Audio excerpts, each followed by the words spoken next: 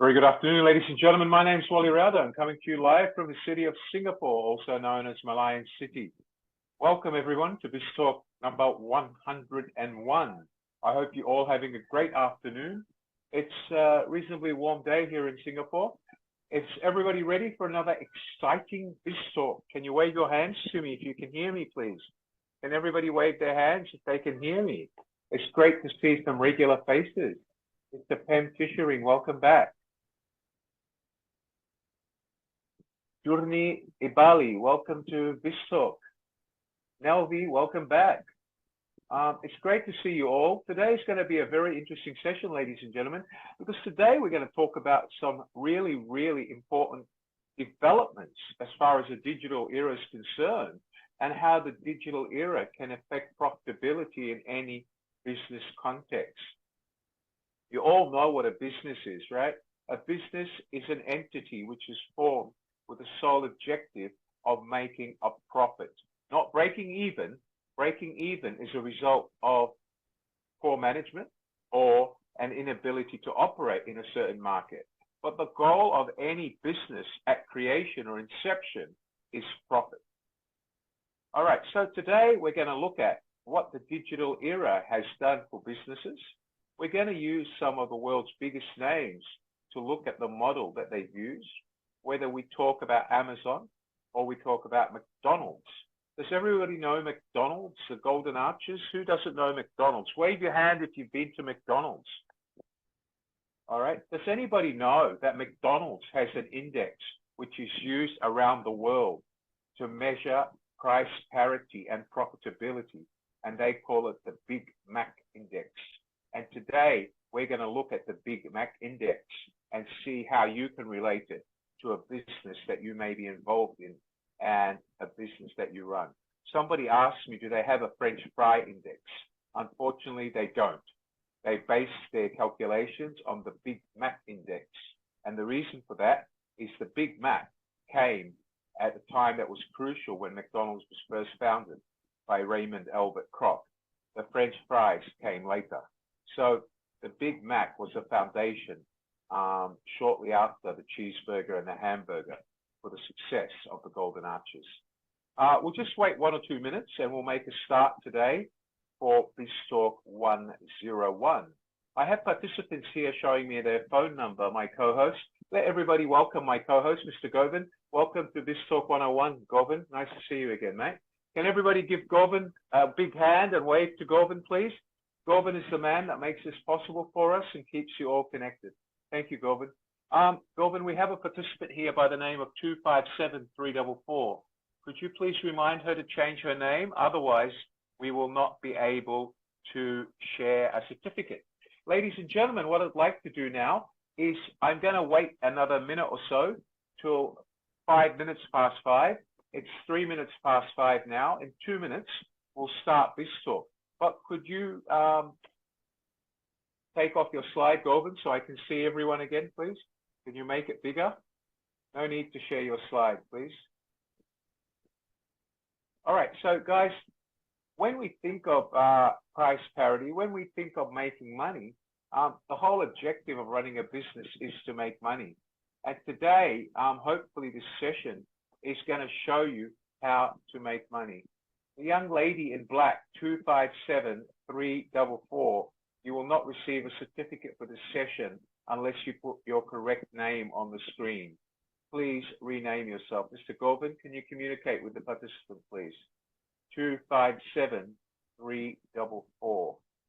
All right. Okay. Well, let's make a start. Today, we're going to talk about what do you need in the global digital era in order to have a digital business with the evolution of a digital economy, and how to make sure that that digital economy in your business entity forms part of the ecosystem, and how do you, together with the physical ecosystem, together with the digital ecosystem, make a profit? How do you make sure that the money you make from your digital ecosystem or digital business doesn't get eaten up by your brick and mortar business? how do you control both to ensure a profitable margin or a gross profit at the end of the day? Because no one wants to run a business to break even. No one wants to run a business to make a loss. Everybody wants to run a business in order to make money. So let's have a look at it and let's see how it's done. One moment, please.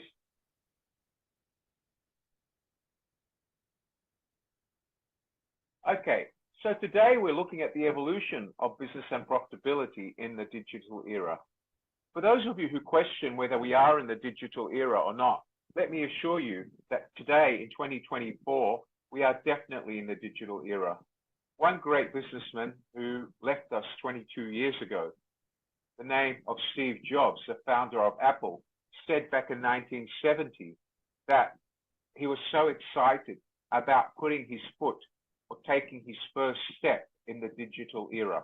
And later on today, I'll show you that statement and show you where Steve Jobs made that. That was at a very young age when Steve Jobs had just graduated from Brown's College.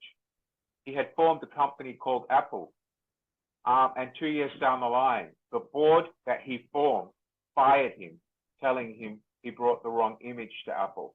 2 years later, he came back, but this time they bought him. They paid for 4 companies that he formed and they brought him back.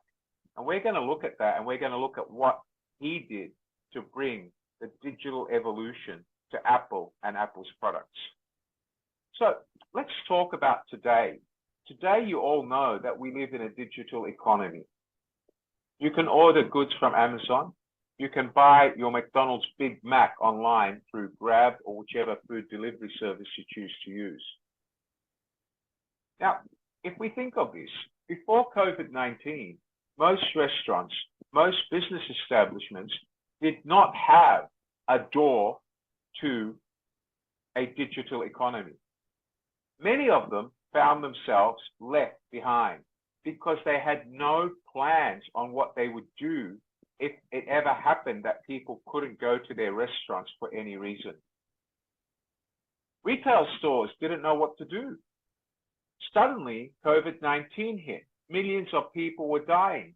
Governments banned people from leaving their homes for months.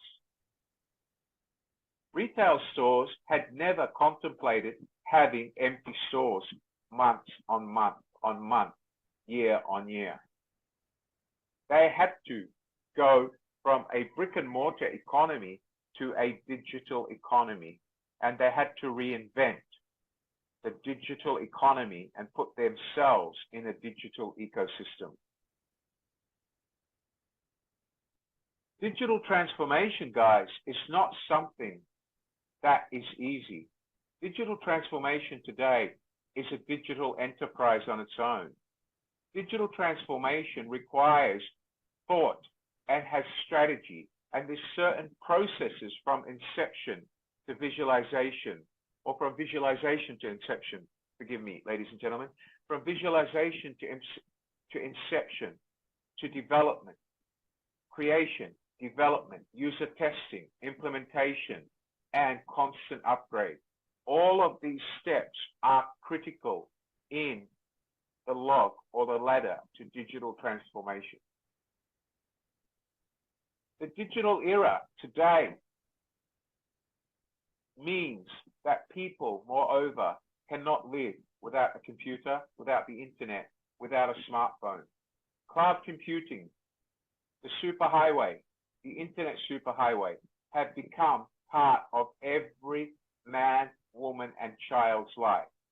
Whether your children are 1 year old, 2 year old, or 3 year old, I promise you when they start primary school, by primary 3, they will be talking computer lingo that most of you, their parents, don't understand. That is a fact of life. What we're going to do now, ladies and gentlemen, if you allow me, is I'm going to play a short video. But before I do it, let me just fix this. One moment, please. Okay.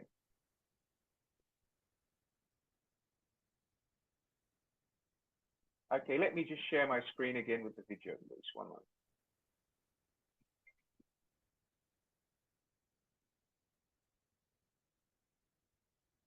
Okay, here we go.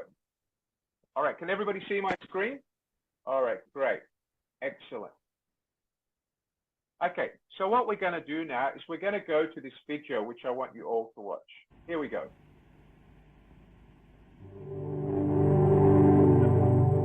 Here's to the crazy ones, the misfits, the rebels, the troublemakers, the round pegs in the square holes, the ones who see things differently. They're not fond of rules, and they have no respect for the status quo. You can quote them, disagree with them, glorify or vilify them, but the only thing you can't do is ignore them. Because they change things. They push the human race forward. And while some may see them as the crazy ones, we see genius. Because the people who are crazy enough to think they can change the world are the ones who do.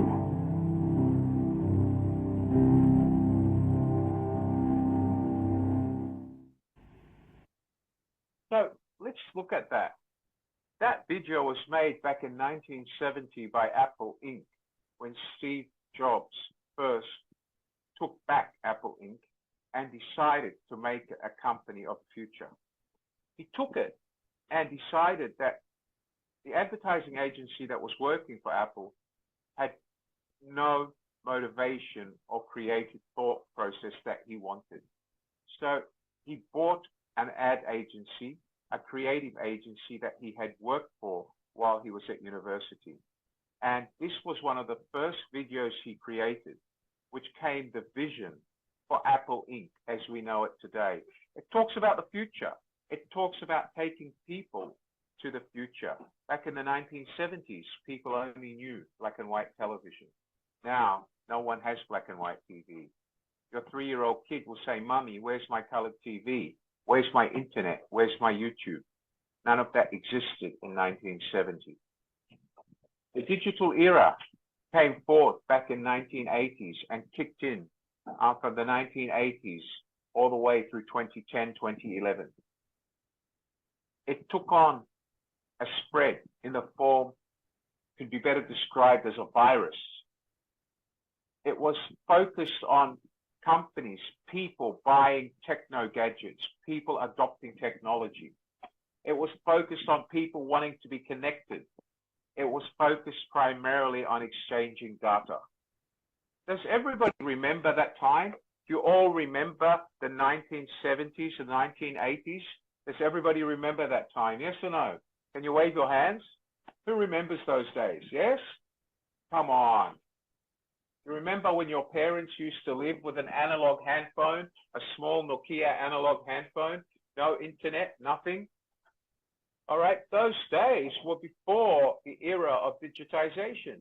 They were before the era of connectivity. Does everybody understand that? Yes or no? Can you wave your hands to me?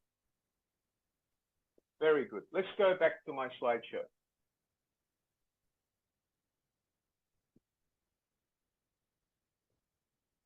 All right, so the focus on digitization and connectivity happened post-1970, start of the 80s through to around 2010.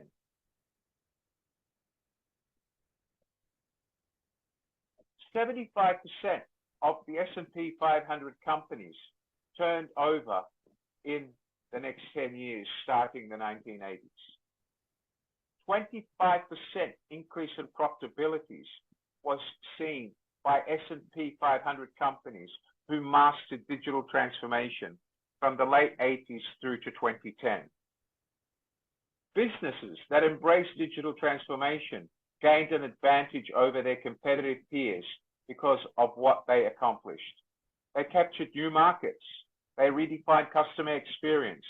They improved business operation and extended reach of the organization to millions of customers worldwide. Let's talk about that more specifically. Amazon was created by Jeff Bezos.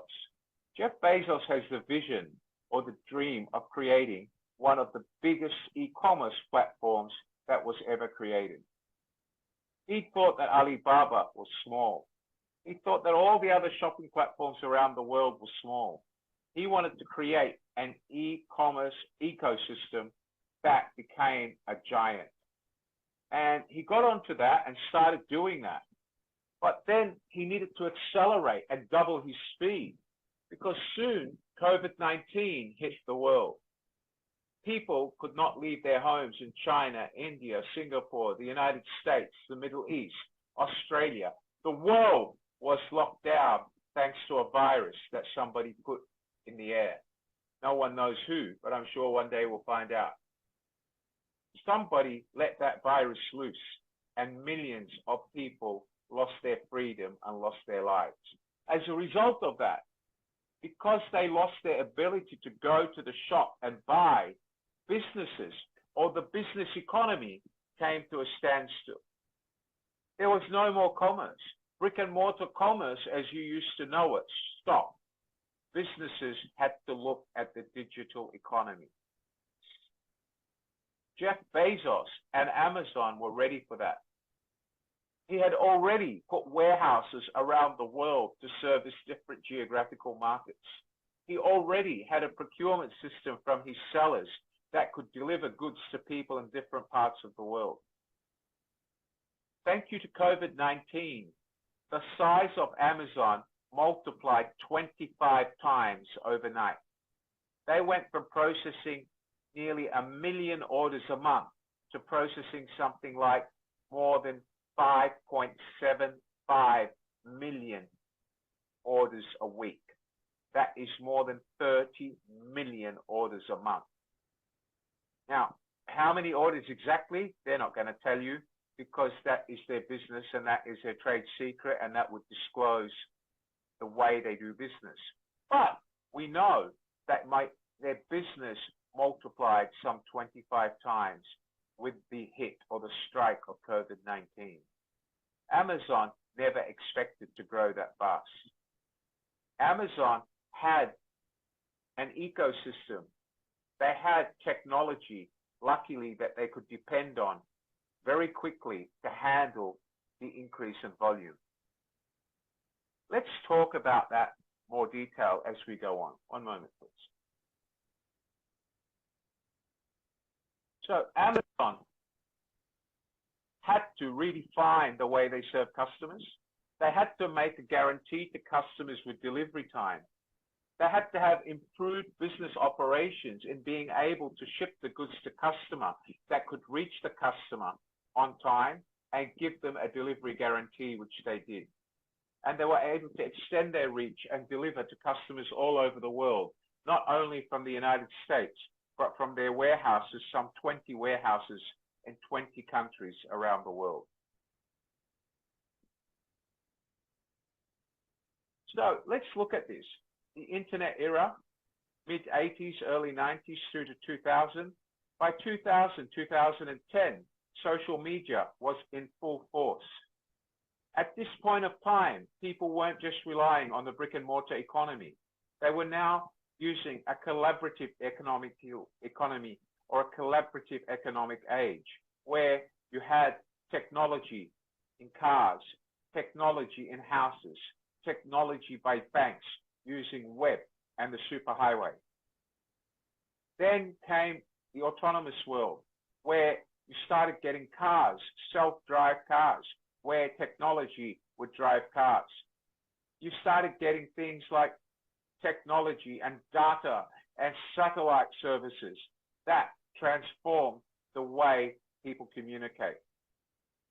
And soon we went from a world where everything used to be done manually to a world where we have a superhighway with technology that could answer to any of consumer demands. Let's look at this. The internet era, when did it start? The mid-90s. Social media era started traction in 2005. The collaborative economy era kicked in 2008.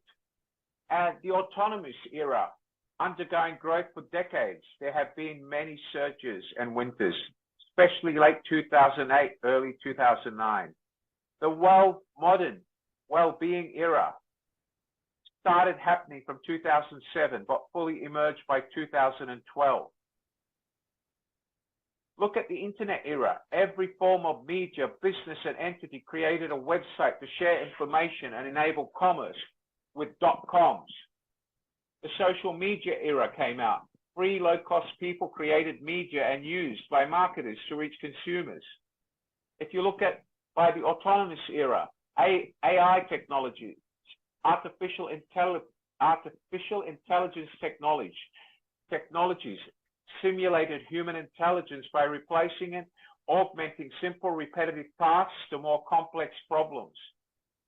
If we look at it and look at it carefully, the collaborative economy era in 2008 saw mobile apps, geodata, online payments, ratings and reviews, marketplaces in places like Facebook, etc. come about. Look at the internet era. Google, eBay, PayPal, AOL, Alibaba, Amazon, and Netflix. Look at the social media era. We saw Facebook, Twitter, LinkedIn, WeChat, Weibo, Snap, YouTube, and other blocking platforms. The collaborative economy era. We saw Uber and Airbnb. We saw BlaBlaCar. We saw many different online automated services that took the use of both the physical and the collaborative technological era.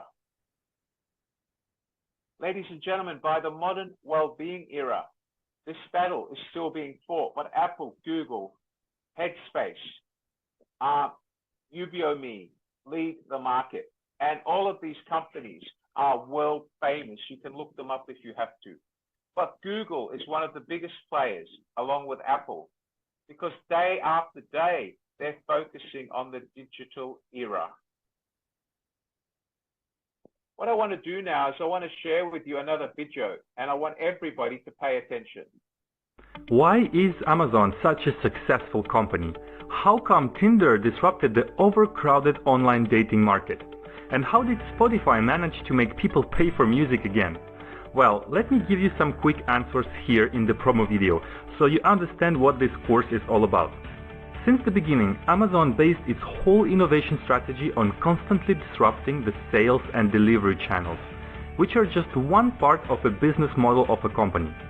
They started by disrupting channels for the books market. Instead of going to a library to buy and pick up your physical books, you would order them online and get them delivered by post directly to your home. That was channel innovation, and Amazon kept doing this ever since by selling more and more products online. When they created the Kindle, it became yet a new sales and delivery channel for books. You can both buy and receive books on your Kindle.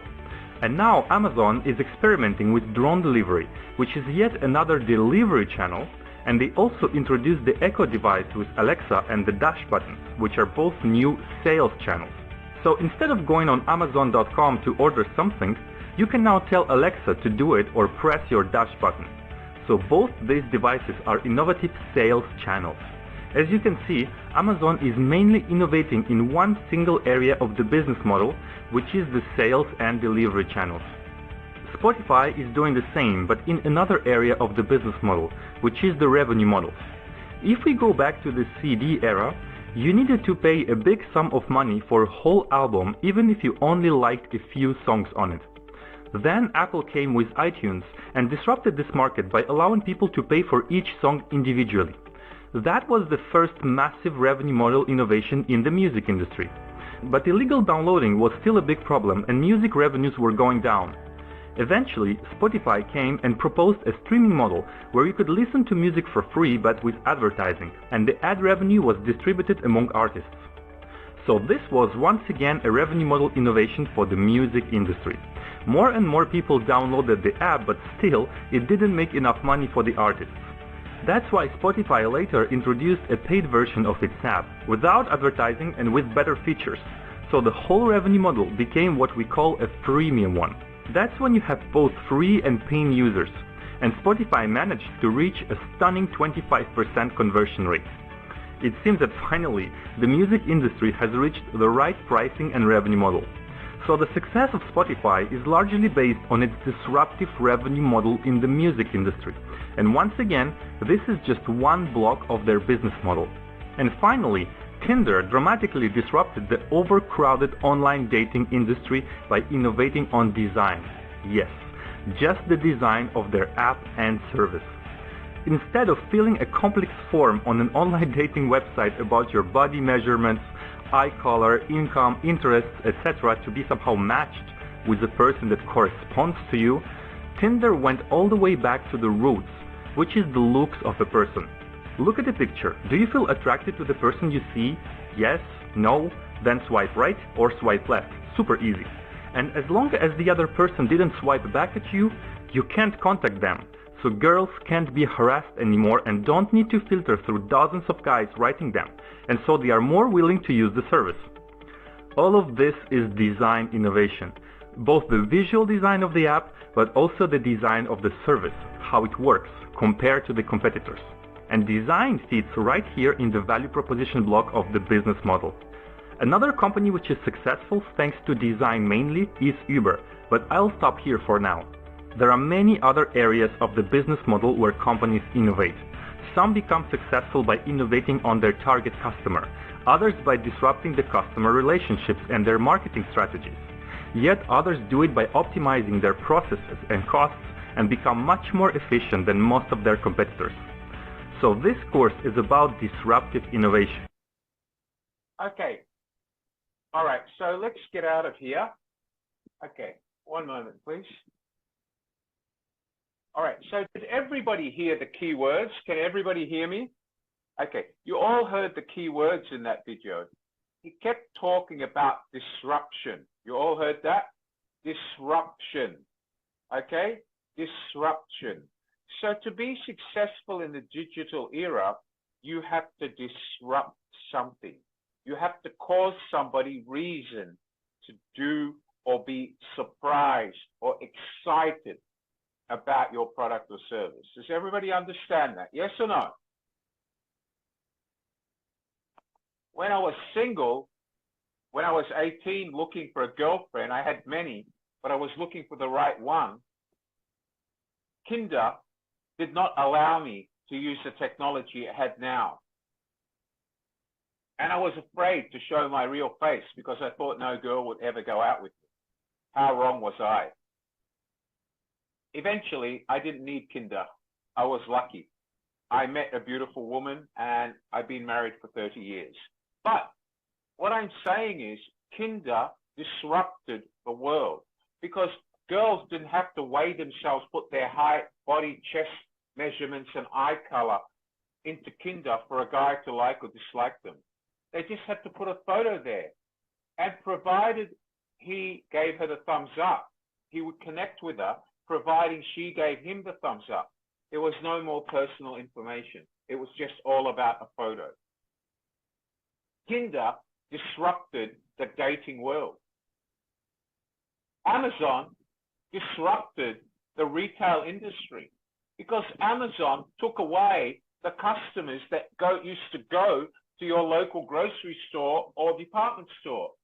Amazon disrupted the retail industry.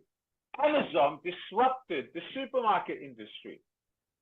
Alibaba disrupted the Chinese factories selling their products to overseas retailers at exorbitant prices because no overseas retailer wanted to buy from them anymore because now people were buying it through Alibaba in China and could get it cheaper. There was no more margin because the factory was selling direct to the consumer through Alibaba. Alibaba disrupted the Chinese market. You hear the word disrupted. So if you want to be successful in the digital era, you have to disrupt something. Does everybody understand that? The more pain or disruption you cause with your business model in the digital platform, the more. Thank you. All right, thank you. And Francisco, I do please ask that you wear a t-shirt, sir, because I have ladies in the room. Could you put on a t-shirt, sir? All right, thank you. All right, so please remember, disrupting technology, disrupting the world. Technology has to disrupt the ecosystem you're trading in. Does everybody understand what I mean by that? Yes or no? Can you wave your hands for me? Very good. Excellent. Okay, let's go on. So if your technology or your digital trade cannot disrupt or cause the attention of someone else, you will fail. Here we go.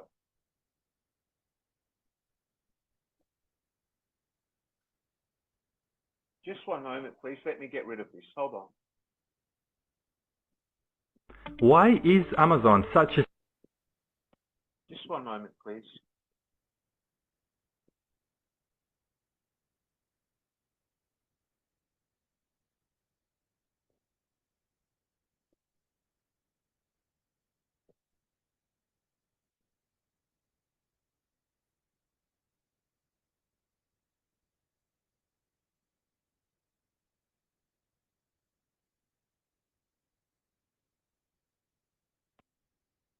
Okay. a successful company?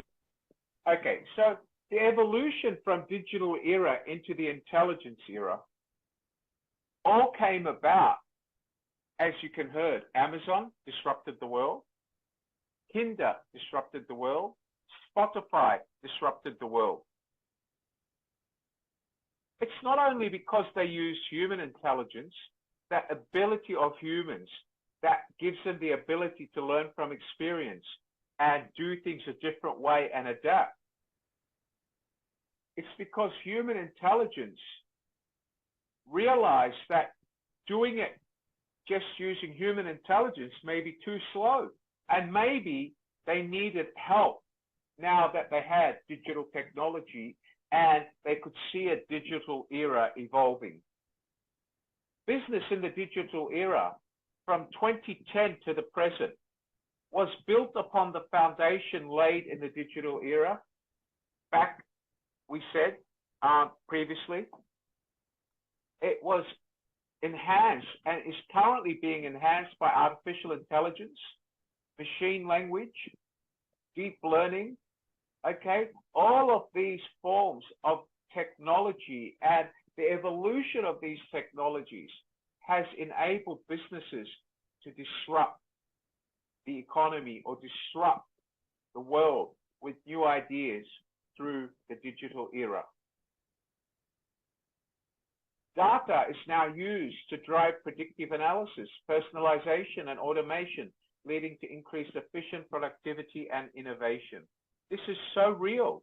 Do you know that every time you shop with Amazon or every time you go to Google, somebody is recording your digital footprint? Do you know that? Marie, do you know that every time you go to Facebook, Facebook knows where you are in the world, what time you went to Facebook, and how long you stayed there? They know what you read on Facebook. Does everybody know that? Do you know, Nanda, that every time you post a post on Facebook, somebody at Facebook is reading that post and analyzing you and what sort of person you are, where in the world you come from, how often you post comments on Facebook. Every step you make in the digital footprint is being tracked. Now, it's not bad, it's good, but what do you think they do with that information? They then take that information and use it. They use it to actually turn it into money. They want to monetize the information to use it to make more money. Do you understand that, everybody? Yes or no?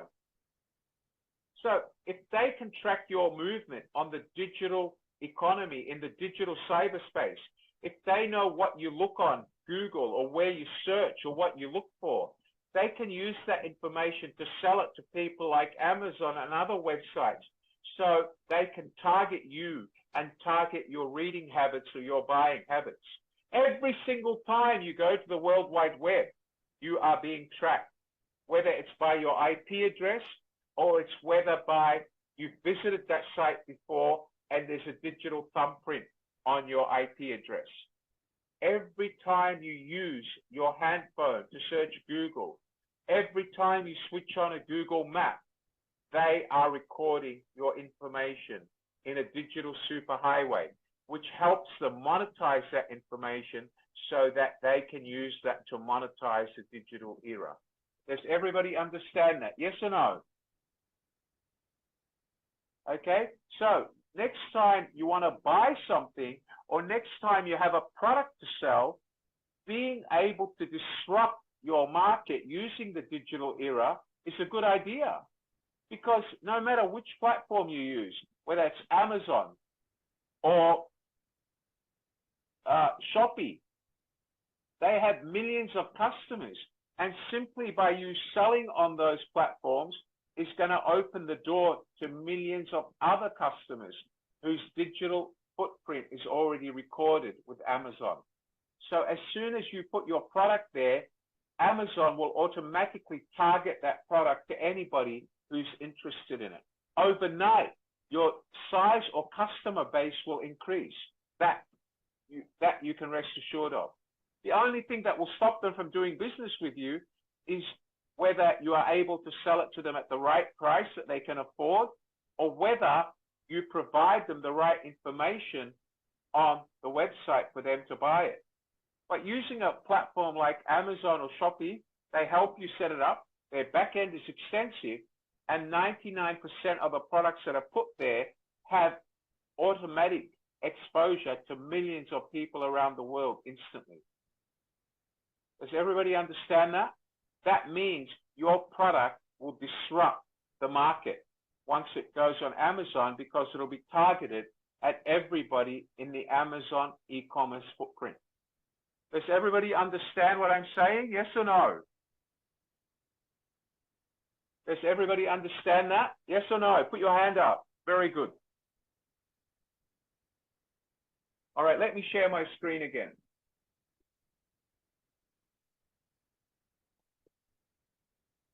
Okay, here we go. The evolution of the digital technology. What is the evolution? The evolution is the continual adoption and refinement of new emerging technologies. The continued disruption by coming up with faster technology, more efficient technology, technology that reduces costs and allows your business to overtake its competitors. I want you to look at this video from Jobs, and I want you to listen to what he says carefully, please.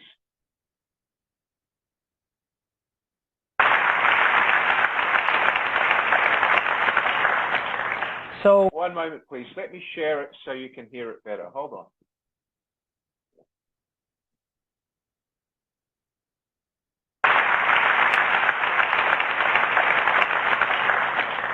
So, I've said this before. I thought it was worth repeating. It's in Apple's DNA that technology alone is not enough. That it's technology married with liberal arts, married with the humanities, that yields us the result that makes our hearts sing. And nowhere is that more true than in these post-PC devices. And a lot of folks in this tablet market are rushing in, and they're looking at this as the next PC. The hardware and the software are done by different companies, and they're talking about speeds and feeds just like they did with PCs. And our experience in every bone in our body says that that is not the right approach to this. That these are post-PC devices that need to be even easier to use than a PC, that need to be even more intuitive than a PC, and where the software and the hardware and the applications need to intertwine in an even more seamless way than they do on a PC. And we think we're on the right track with this. We think we have the right architecture, not just in silicon, but in the organization to build these kinds of products. And so I think we stand a pretty good chance of being pretty competitive in this market. And I hope that what you've seen today gives you a good feel for that. Okay, so basically what we just saw there from Steve Jobs was a very, very clean definition of what he saw of technology. Steve Jobs delivered a message to Apple in the late 70s towards 1980, 81. And he said that, you know, we can keep producing boxes, big boxes, square boxes, the Apple Mac computer. But we're very good at doing that. But we have to evolve. We have to look at a new era. And shortly after that, the Mac computer changed its shape. It was no longer a square box. It became more like a rounded, big thing with a big blue back on it. Then it went from that to a very thin screen and a very thin keyboard. Steve Jobs was talking about the evolution of technology. Did everybody understand what he was saying? He was talking about the transgression from technology to just what people expected to what the future had. And he delivered that because some 30 years, you know, Steve Jobs has been gone for nearly 30 years now. Some 30 years after he's gone, the Apple Mac is now less than 2 kilos in weight. The iPhone keeps innovating. The iPhone technology is like no other phone.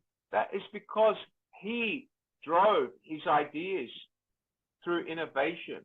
But sadly now, Jobs is no longer there. Tim Cook is not a technology creative person. So Cook relies on other people to give him advice on technology, whereby with Jobs, he was the vision. He had the blueprint, which they made real. So let's go back and talk about that. Can anybody tell me how many of you here use an iPhone? Can you put your hand up if you use an iPhone? Who uses an iPhone? Put your hand up. And why do you use an iPhone? Why? Who can tell me why do you use an iPhone? Nin, can you put your hand up, Nin? Why do you use an iPhone? Talk to me, Nin. Hi, where are you from? Hi, sir. Good evening. Where are you from? I'm from Myanmar, sir. Do you use an iPhone? Yes. Why do you use an iPhone? Tell us. Because the camera, because I like to take photo, and then their appearance. So you love the iPhone technology, right? You're Yes. inspired by the technology. Yes. Thank you, Nin. Thank you so much. Okay, great. thank you so much. All right, let's talk to somebody else. Annalisa Turion, can you on your camera if you want to talk to me, please, and on your microphone. Go ahead, Annalisa. Are you there, Annalisa? I'm sorry, sir. I'm still in the way to go back home now. All so right, I fine. can. Go ahead. That's okay. Go ahead. What's your question? Go ahead. Hi, Annalisa. Would you like to? So Yes, go ahead. can you repeat the question again? Yeah. So do you use an iPhone? Yes. Why do you use an iPhone? iPhone for me is easy to use than another Android phone like a Samsung, Nokia. Okay, but why do you choose an iPhone? Why? Because the iPhone is a high technology, so that's why it's easy to use, and I am very comfortable to use it. Good on you. Thank you very much for your feedback. I appreciate that. So Annalisa, again, buys the iPhone sure. because of its technology. Again, we're talking about technology which disrupts the business ecosystem. iPhone disrupted the BlackBerry ecosystem, the Nokia ecosystem. Microsoft bought Nokia and then lost money on it. They couldn't make money because iPhone and Huawei disrupted the ecosystem. Does everybody understand what I mean by disrupt the ecosystem? Put your hand up. Thank you. All right. Let me share my screen again. Just hold on, please.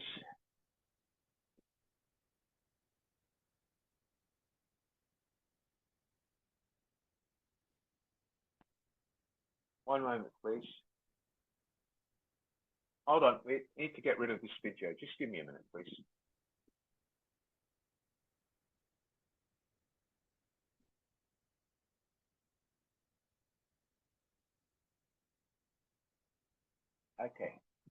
here we go.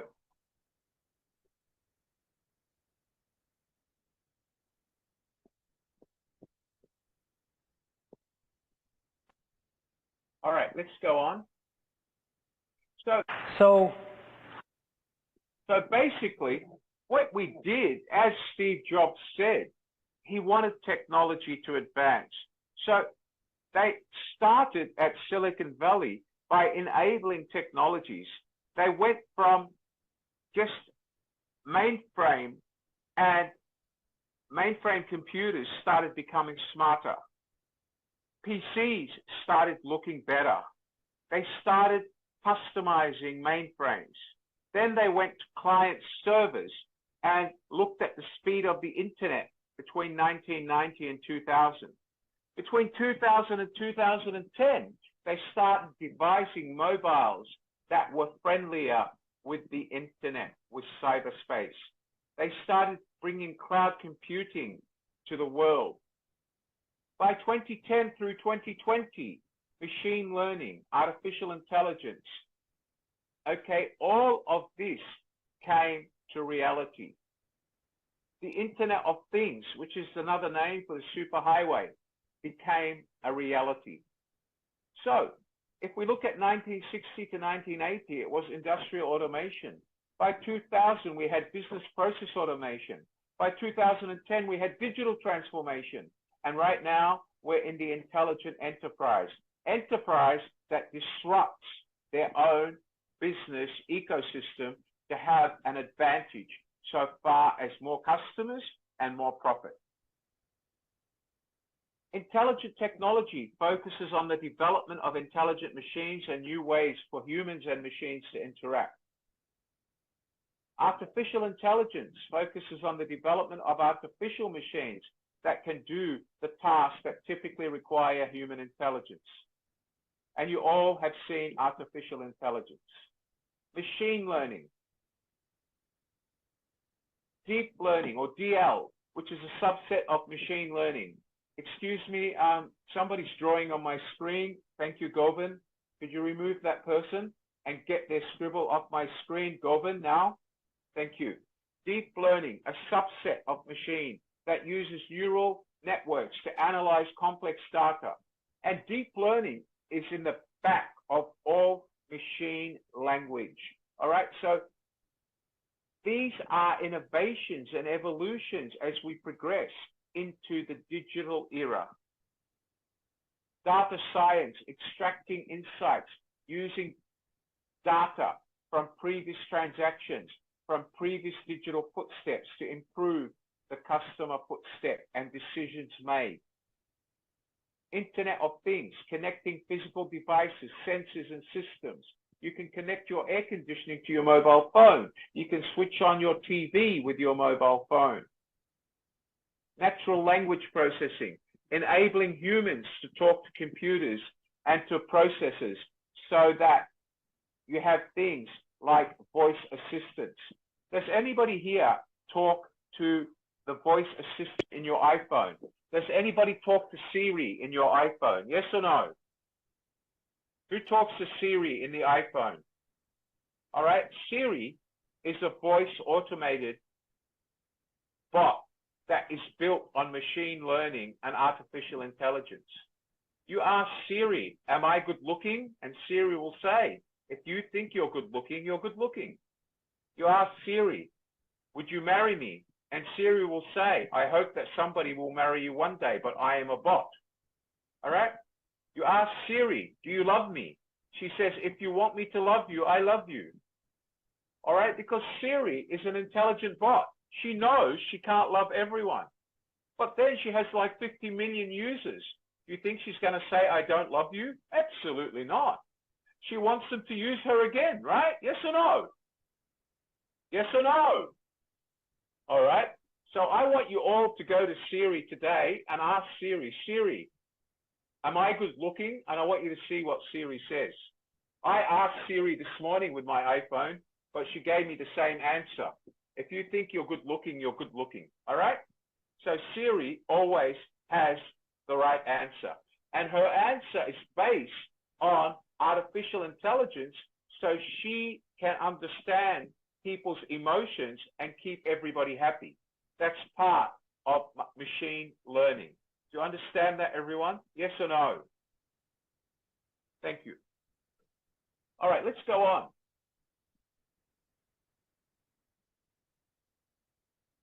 All right, so if we talk about natural language processing, which is enabling humans to interact with Siri, we just spoke about that. The intelligence era has far-reaching implications for various industries, including healthcare, finance, transport, education, customer service. Now, you can talk to machines and bots to get customer service, whether you're dealing with a bank, whether you're trying to contact an e-commerce provider like Amazon online. They have chatbots that solve customer service problems. So let's talk about the transformation from a standard pre-digital economy to a digital economy. Let's look at the preparation phases, the yellow phases. One, you have to establish a purpose and an objective why you want to go digital. Number two, you have to make sure that you have support from management. And number three, that you have the money. And then you have to build or assemble a dedicated team of people who can actually realize this transformation. Then you have what we call the execution phase, where you need to develop employee skills and capabilities with digital technologies. You need to focus on understanding what customers want and build it into your digital economy or digital ecosystem. And then you have to utilize the data that you have about your customers or the footprints you have to tell the digital technology on who to target. And then you come to what we call the optimization phase. The optimization phase is when you experiment, you look at it, you monitor it, you put in more initiatives, you build it, you scale it, and then you continually innovate it and improve it. But one of the things that a lot of companies fail to do is ensure data and security privacy, or privacy of the data and the security of the data about their customers. Companies all over the world now face prosecution in their own country for not being able to manage the privacy and security of their customers' data, which Amazon does very well. Okay, so remember, every stage of the digital transformation process is not about just opening a website. It's not about just putting your goods on a website which you create. Digital transformation requires more than that. It requires you having goals about what customers and which market you want to reach, the audience you want to reach, whether it's only in your own country, your followers, or the global consumer base that's available. If you go to your own Facebook account, the only people that are going to read you are the people that follow you. Now, the chances of other people following you is going to take time. It won't be overnight.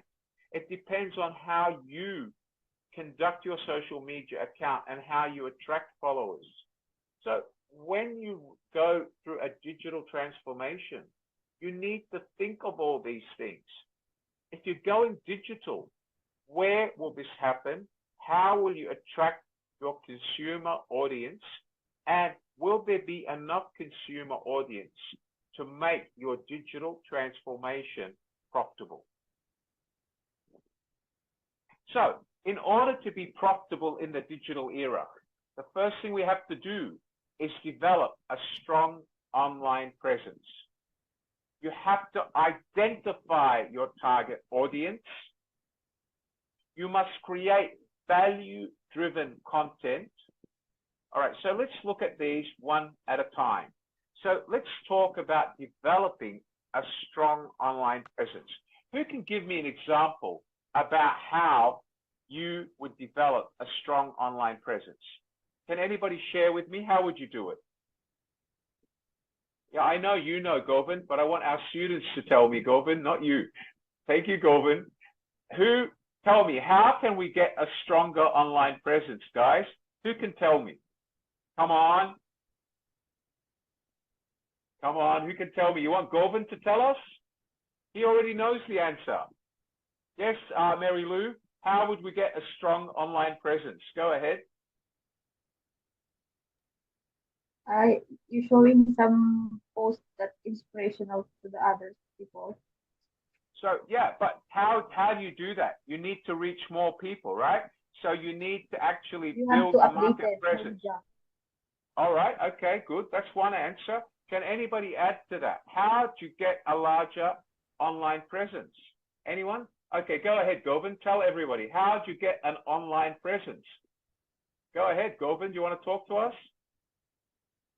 Okay, all right. Govind doesn't want to share it. Okay. Anyone else want to say it? So to get an online presence, it means exposure. It means putting yourself in front of more people.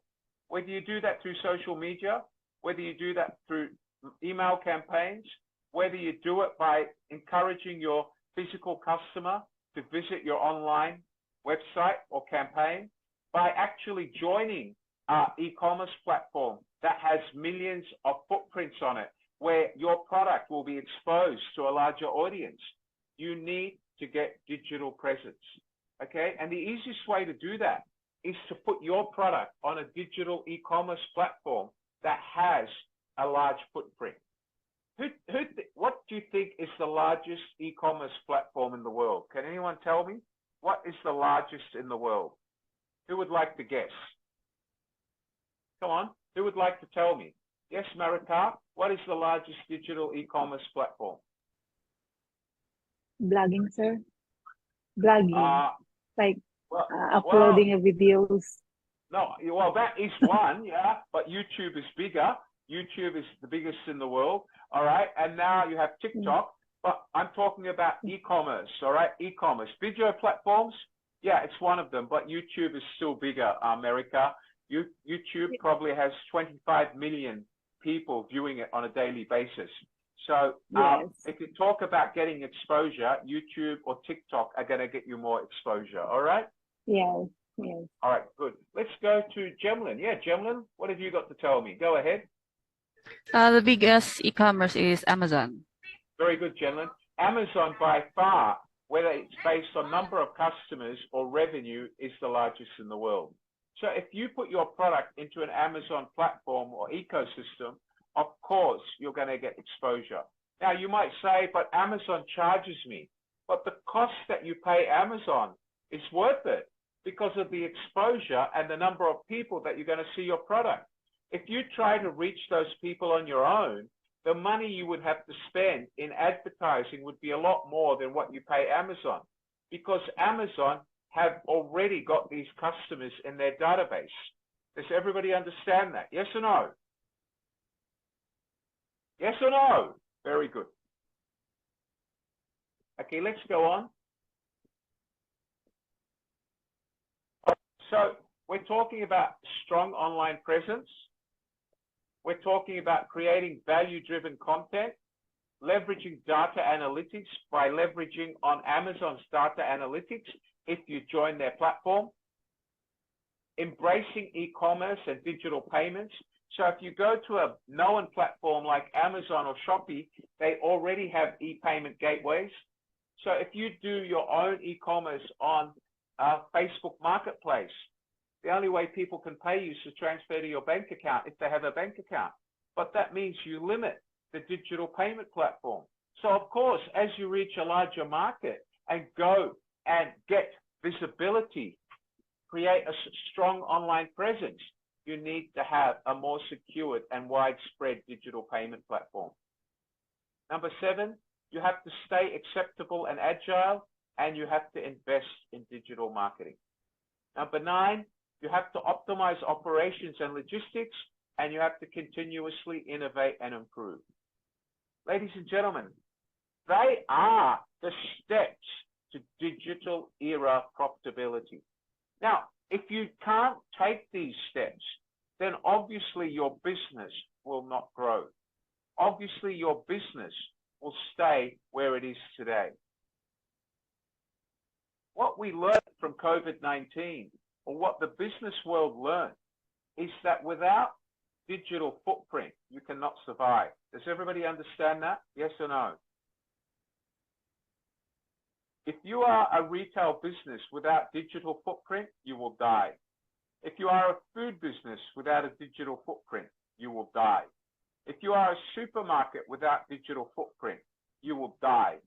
Because 75 to 80% of consumers now prefer the e-commerce platform to shop with. And that means that people no longer go to your brick and mortar stores. Has everybody heard that in China, after COVID-19, supermarkets and shopping centers have to close because people are no longer going there? Everybody has become so accustomed to buying online. Do you understand that, everyone? So now, retail shopping centers in China have to do something to bring technology back and put virtual technology in there where people can go and have a look at the shopping center virtually to convince them to come to the shopping center and visit it again. It has improved. People are going back to the shops, but are they buying or are they only window shopping? The digital footprint has taken a large piece of the cake. Do you understand that, everyone? Yes or no? Very good. Okay, let's go on again.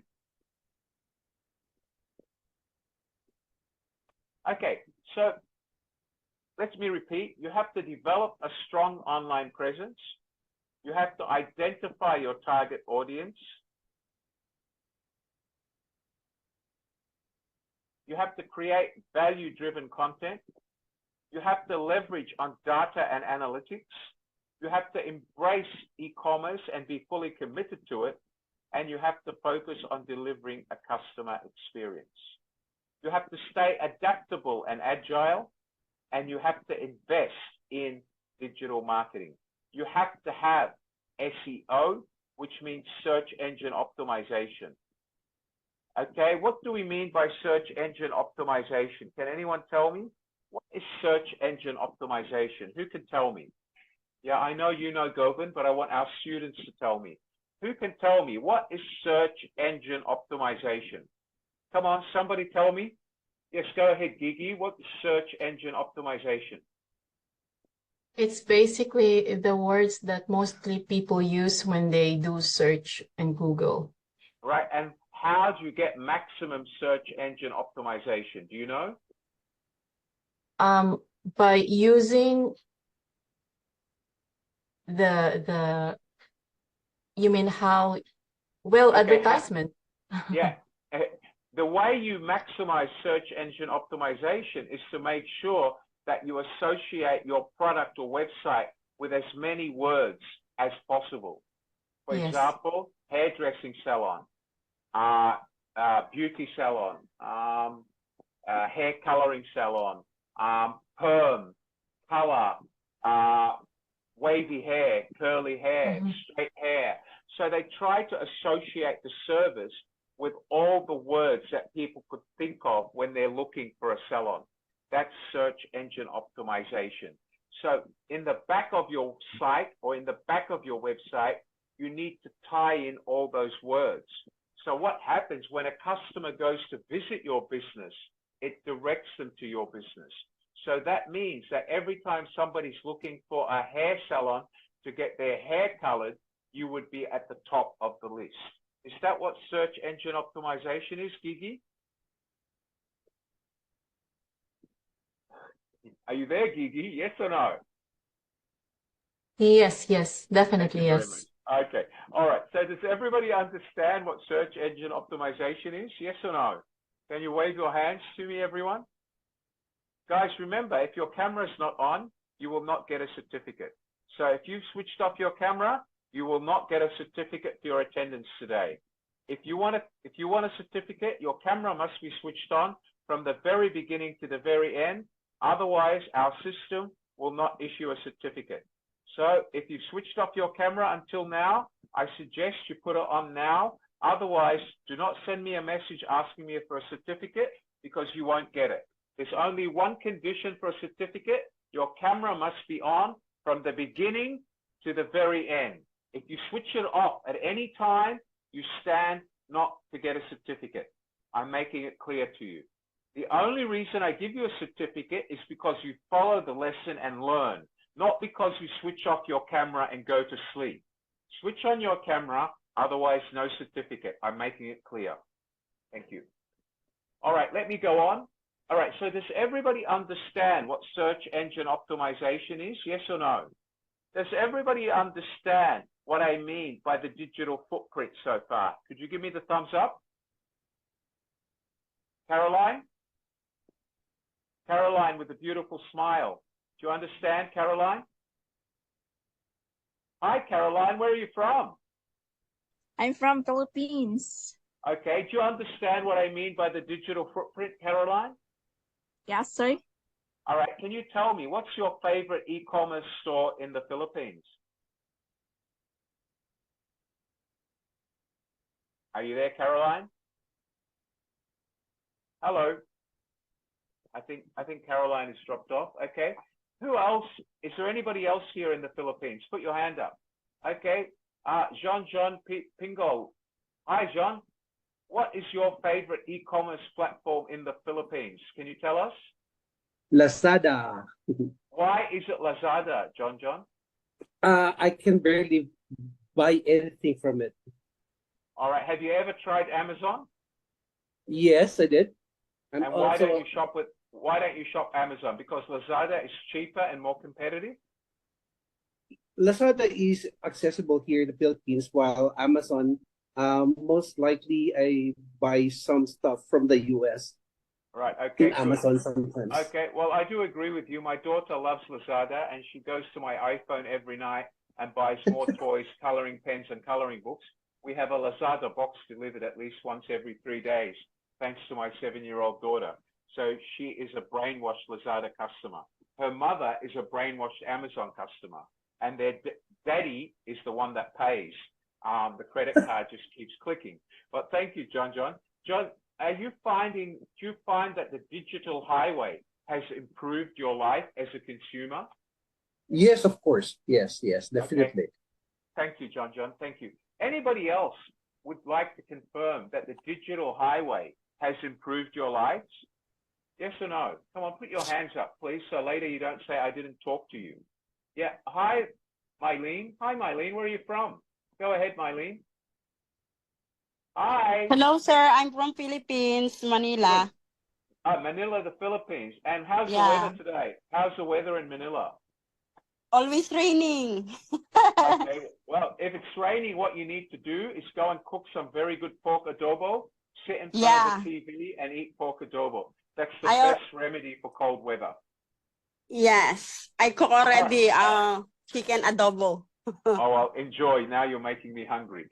So tell me, what's your famous e-commerce, or what's your favorite economic technology era e-commerce platform in the Philippines? Here in the Philippines, sir, Shopee, because Shopee is very cheaper than the other e-commerce platform here, like Lazada. Sometimes Lazada has a bogus. Okay, all right. Well, yeah, my daughter shops with them every day. They have bagus sale, but they're still expensive because I have to pay for it. I know. John, it's people like you that encourage my daughter to buy from Lazada, because you buy from Lazada as well, mate. Thank you, buddy. Keep on shopping, John.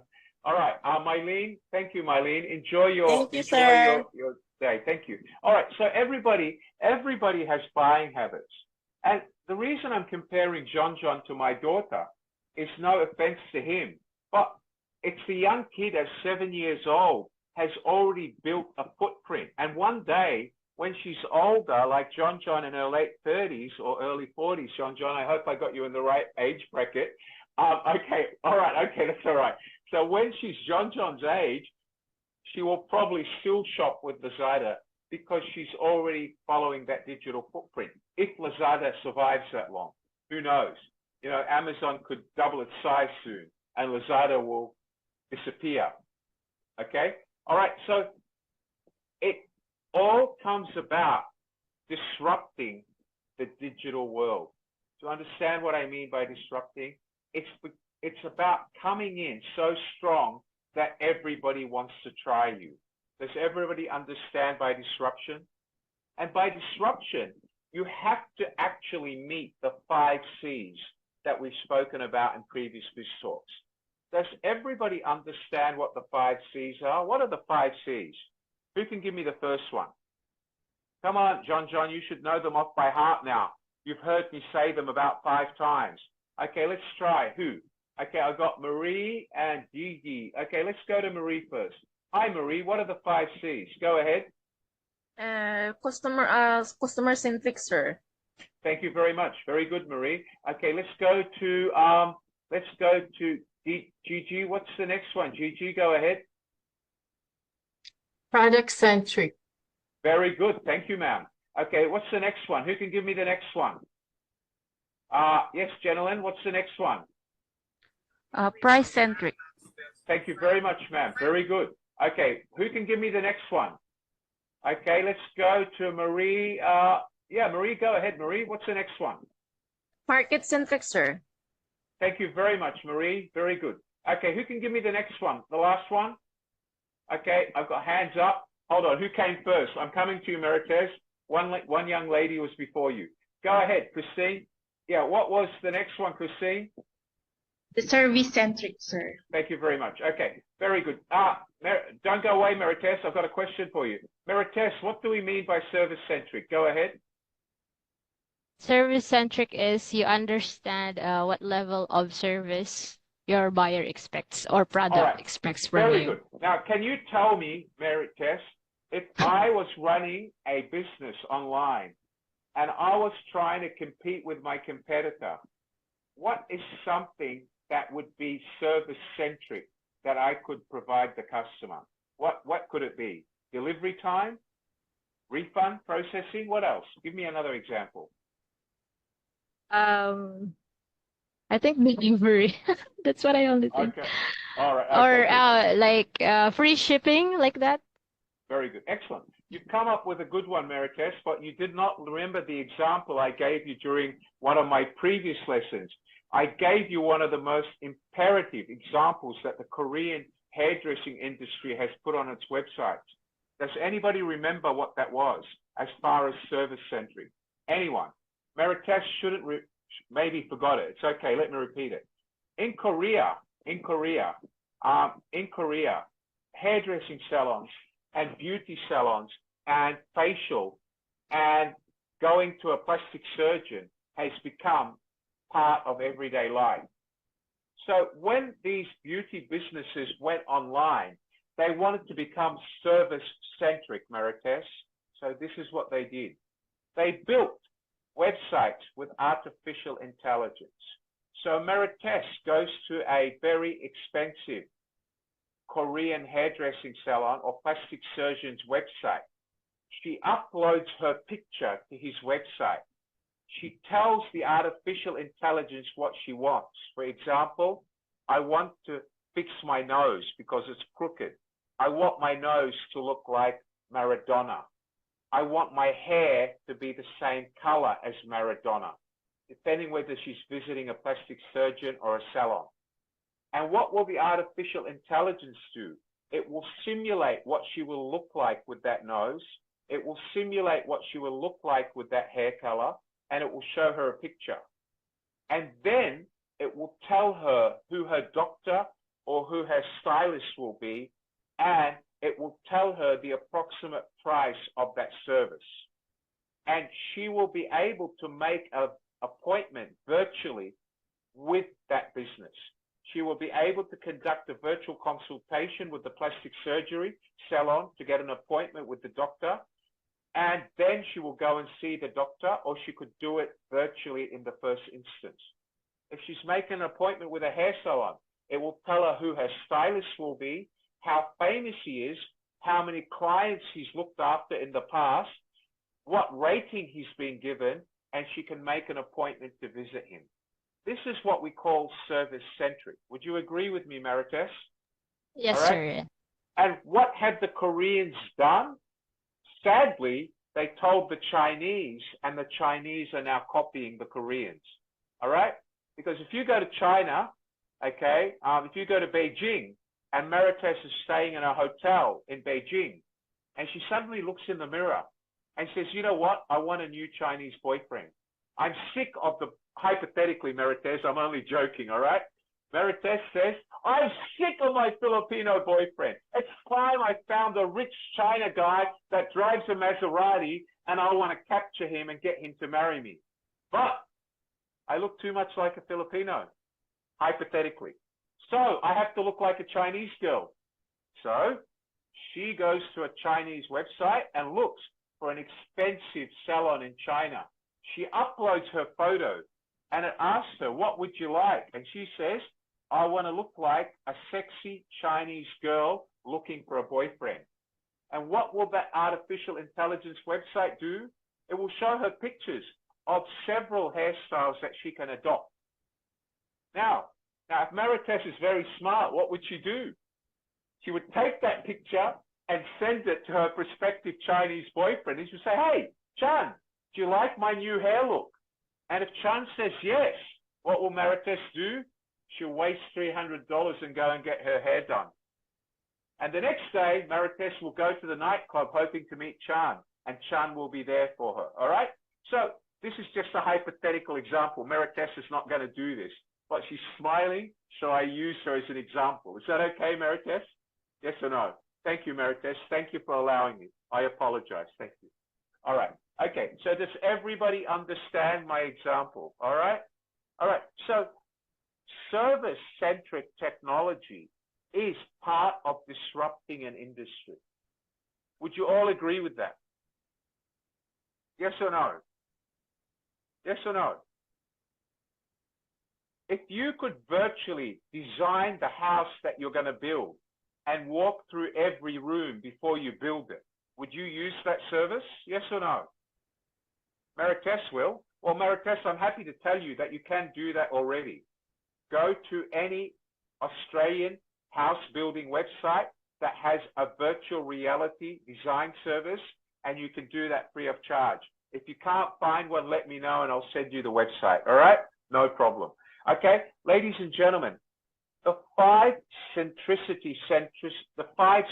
of centricity, as they are customer-centric, product-centric, price-centric, market-centric, and service-centricity, are the 5 C's of your digital economy. If you don't know those 5 C's, then you cannot build a disruptive digital era. Do you understand that, everyone? Yes or no? Do you understand that, Ashai? Asai, do you understand that, Mr. Asai? Yeah, you understand that, Asai. Hello, Asai, where are you from? Talk to me, sir. I've been trying to talk to you. Say hello to me. Where are you from, sir? Hello, Hi, sir. where are you from? What country are you from? Hello, can you hear me? Yes, of course. Where are you from? I'm from Myanmar, sir. Okay, do you understand my lesson so far? Do you understand what I mean by centricity? Yes, I'm. Okay, do you have any questions for me? I have no idea, sir. Okay, thank you very much. You're welcome, sir. Okay, let me go back to the lesson. So everybody understands how important the 5 C's are to going into the digital era. Let's keep going. Okay, so optimize operations and logistics, continuously innovate and improve. And that's what the Koreans and the Chinese are doing. Okay, so what do you need for business profitability? You need to actually have a continuous growth of revenue by increasing sales. You need to manage costs. You need to have a pricing strategy by being price-centric and understanding how much your customers are prepared to share from their disposable income to buy your product or service. You need to have a level of operational efficiency by streamlining your processes like Amazon does. You need to make sure that your market share keeps increasing. You need to make sure that your customers come back and are not one-time customers. You need to continuously innovate and show them new products and processes. And you need to make sure that you optimize the supply chain by making sure you're able to deliver your product as quickly as possible. It may mean putting your product into Amazon's warehouses around the world, or to Shopee's warehouse, or having it shipped directly from the supplier to the end consumer. You need to hire the right talent and making sure you have enough people to be able to support your e-market or your, what we call your innovation or technology era ecosystem. You need to plan by setting clear goals of what you want to do with your business in the technology era, and you need to make sure that you manage your cash flow to make sure that all the profit you get from your e-market ecosystem is not put into your traditional business and used to cover losses. You need to be able to manage your finances so that your digital era shows profitability. You need to manage risks by being able to protect your customers' data. You need to continuously market your brand and build a strong brand reputation and market presence. And you need to continuously look into customer feedback by understanding the 5 C's about your customers.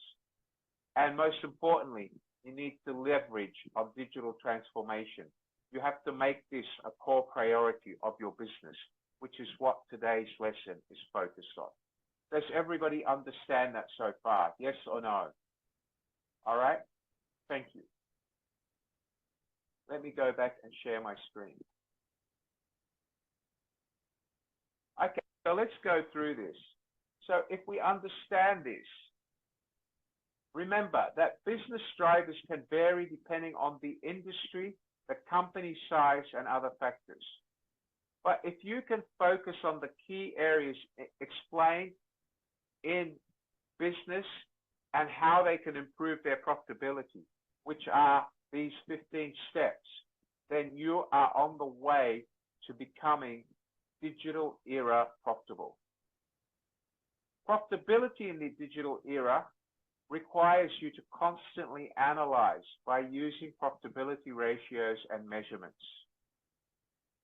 Assessing your profitability means being able to understand your gross profit margin, being able to know what your net profit margin is, by knowing how much you're getting back, a return on the investment you've made or return on your assets, and how much return you're getting on the equity you've invested in developing this new e-commerce market, digital market.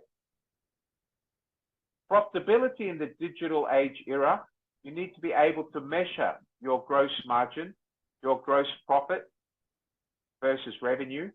All right, so how do you measure this?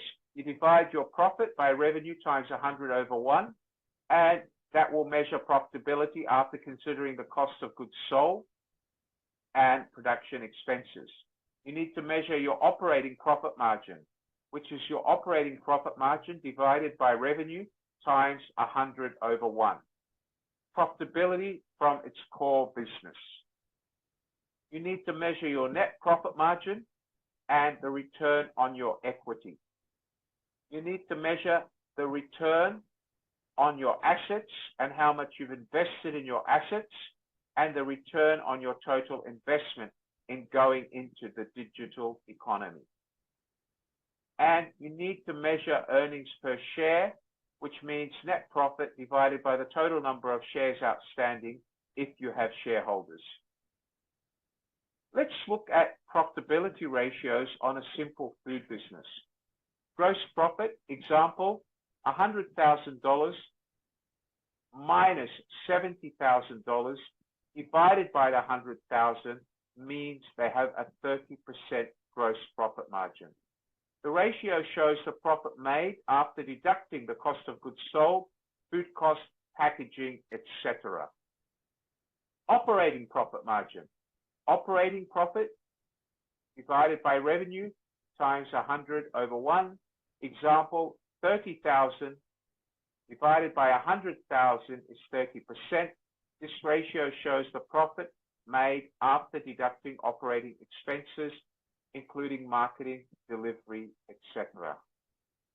Net profit margin, again, we have here 20,000 divided by the 100,000. The ratio shows the overall profit after deducting all expenses, taxes, and interest. Return on sales, again, here you have 20%, so your return on sales will also be 20%. Return on assets, here you're talking about net profit divided by the total number of assets times 100 over 1.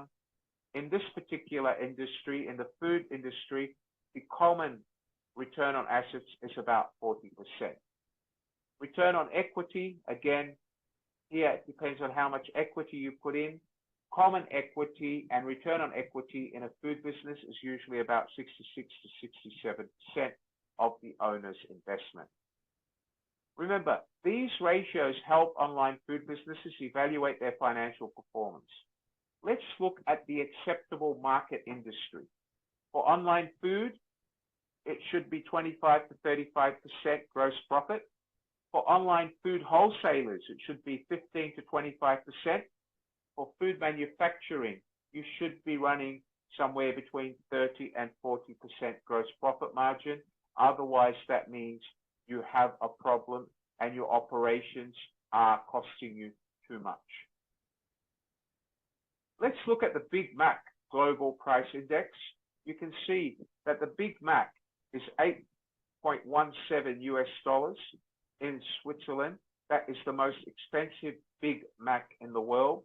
If we compare it to countries like China, where it's only $3.47,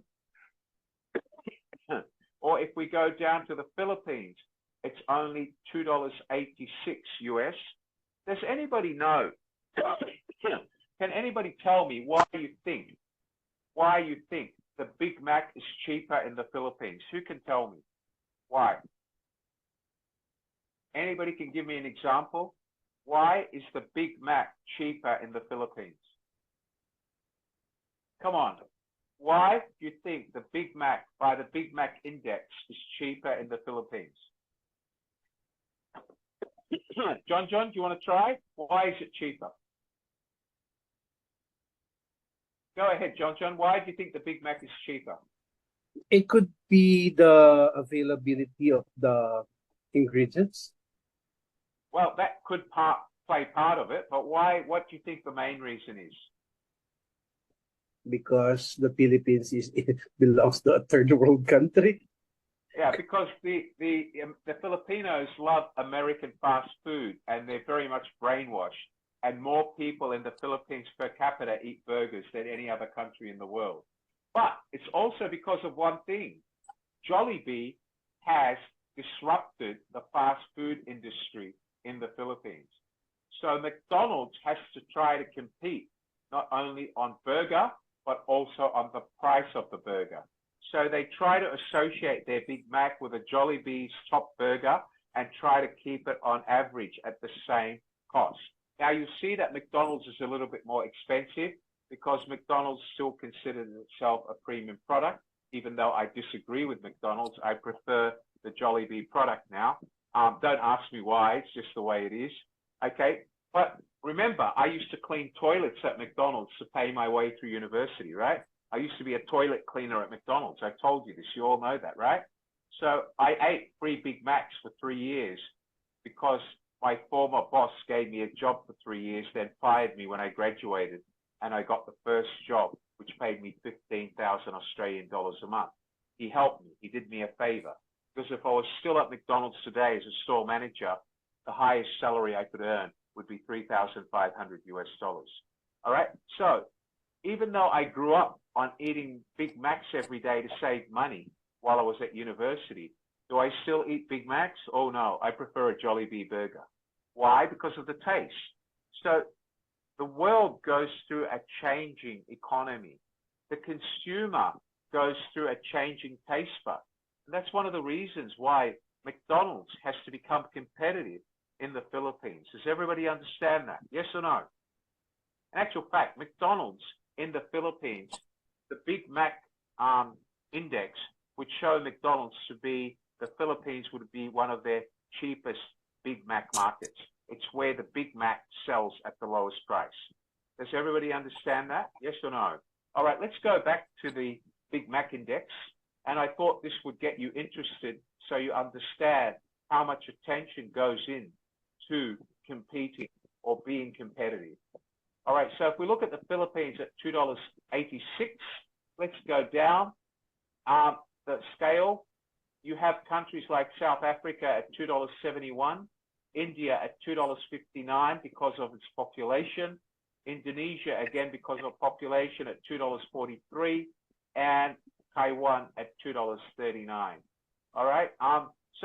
But if you look at population-wise and you look at eating habits, $2.86 for the Philippines is a very, very, very cheap price compared to what other food can cost in the Philippines. But if you compare $2.86 compared to your bottom price in Taiwan at $2.39, you're only talking about 40 cents, the difference. But remember, the Philippines taste bud is a lot more sensitive to the Taiwanese taste bud. So the quality of ingredients or the accessibility to ingredients could be a factor. All right, so what I want to do here is I want to also share with you something about what we call as price parity. All right, does anybody here know what I mean by price parity? Let me share my slide again properly. Does everybody know what price parity is? Okay, so look at this, 286 down to 239. Okay, so what I want to do now is I want to talk about price parity before I talk about acceptable profit margins. All right, here we go. So I'm going to go to the chat box. I'm going to share with you a definition of price parity. Can everybody read the chat box? All right, here we go. Price parity is basically an important concept that affects consumers. Basically, what it does, it refers to the idea of the product or service should be sold at the same price across all channels in the marketplace. So with McDonald's in the Philippines, they sell the burger or the Big Mac at $2.86 across all stores in the Philippines. But they only practice price parity in one country in particular, but they don't practice price parity globally. Why? Because that is linked to what my friend John said, because McDonald's is taking into account the cost of product parity or procurement parity. Do you all understand that? Okay. All right. So let me just compare that with you. So what we're saying here is not only is the McDonald's price or the Big Mac index taking into account price parity by keeping the price consistent throughout the Philippine market or throughout the India market, it's also taking into account measuring the purchasing power parity between different countries. So what they're saying is $2.86 in the Philippines carries enough purchasing power. Wherever in Switzerland, where the Big Mac costs $7.18, the level of the US dollar versus the euro is a different purchasing parity or purchasing power. Does everybody understand that? Yes or no? Do you all understand what I'm trying to say? Yes or no? Yeah. John, do you understand that, John? Yeah. Okay. So John was right. He was saying about purchasing power, ability to source product or raw materials, and what the cost of those raw materials is, and how much the US dollar can buy for that amount in order to sell the Big Mac at the right price. Okay, but what I want you to remember more importantly about purchasing parity or price parity, many factors can affect the selling price of the product. And again, I want you to take this into consideration as well. Please read your chat box. Okay, here we go. We say that many factors can affect the price of a product or service, including production costs, distribution costs, and marketing expenses. In different channels may have different fees and communication or commissions. So in the Philippines, if your Big Mac is delivered by Grab, Grab charges a different commission to McDonald's, and that would affect the price of their food compared to the price of food in Switzerland. So that would also play a major reason in the way that the Big Mac index prices its Big Mac. All right, but does everybody understand how important it is for you to price your product correctly when you're trying to be price sensitive or price centric? Does everybody understand that now?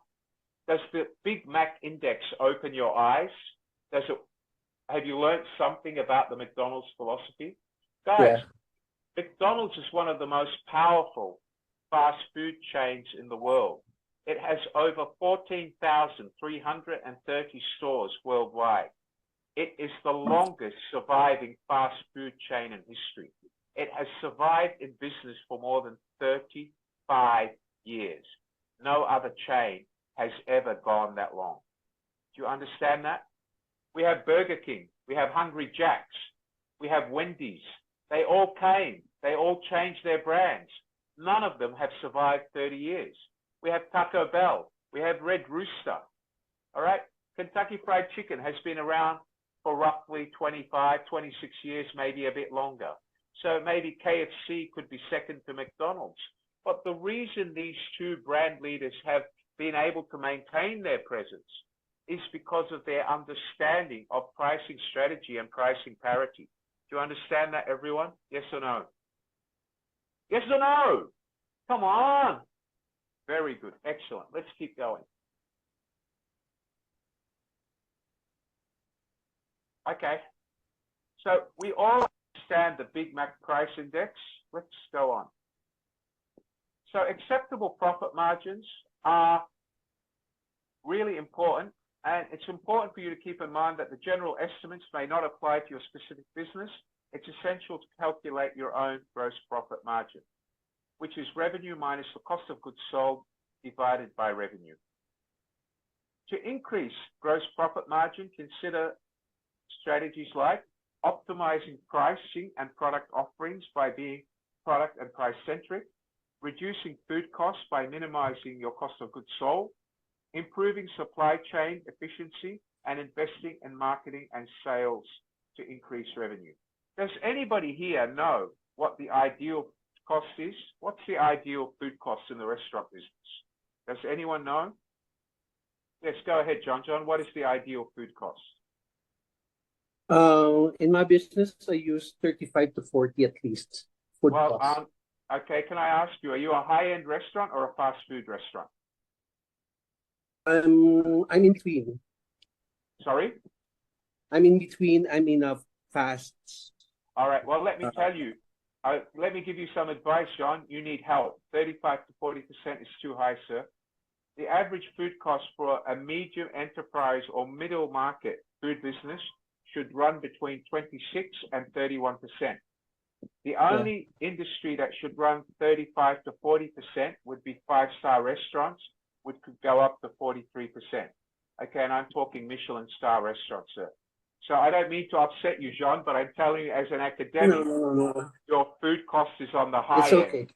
And if you need help reducing that, drop me a message or an email and I can try to help you. All right, mate? Just my offer to you. Yeah, thank you. Thank you. Yeah, you have my contact, John. You've been to many of my sessions. Just drop me a message telling me what you do, what your buying sources are, and I'll give you some advice, all right? Thank you very be much. able to give you I will some do that. supplies. You're welcome. So does everybody understand what I mean by monopolizing and disrupting the market? Obviously, if Jean-Jean wants to disrupt the market, he wouldn't succeed because his food cost is too high. And when his food cost is so high, his selling price is higher. How can he disrupt the market? If I can reduce his food costs and he can reduce his selling price and he can put in a digital footprint, he will eventually increase his market share by having more customers. Do you understand what I'm saying by that, everyone? Yes or no? Okay, good. Let's go on.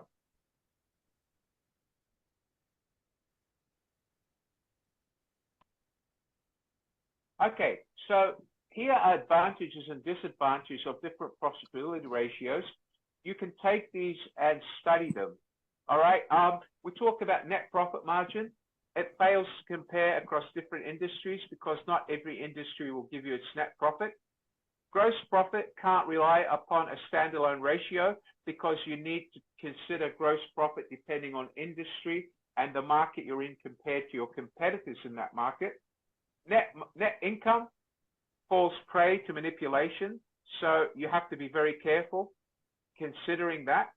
However, remember, gross profit margin is very good at checking basic operation efficiency. Okay, and the other one that you should really think of is EBIT, where it's the return on capital employed, judges the management performance to see whether the management is maximizing the return on their capital employed. Okay, so capital means how much they employ in the business or the total assets they put in the business. Okay, return on equity is the basically net income divided by average total equity, which is the reason for equity shareholders to stay invested, that they're getting the right return. Now, if you run your own business, a sole proprietorship business, then the return on equity, ROE, doesn't apply to you. Okay, all right, so I hope this helps you guys. If we had more than 2 hours, I'd love to explain the formulas and give you examples to each of them. And if you do need that, you can drop me a message and I will help you. Remember, ladies and gentlemen, profitability in the digital era requires you to monitor and optimize your financial performance. You must make data-driven decisions based on the data you get from your digital platform. You must stay competitive. You must attract investors to invest money in you so you can grow a digital market platform or an ecosystem. And you must constantly improve your resources by keeping new products coming up, attracting new customers, and retaining your customers. By tracking and analyzing profitability, you can ensure that you're operating efficiently, effectively, and sustainably. I want everybody to pay attention to this video, please. Hold on, before I do that, let me share the sound. One moment, please.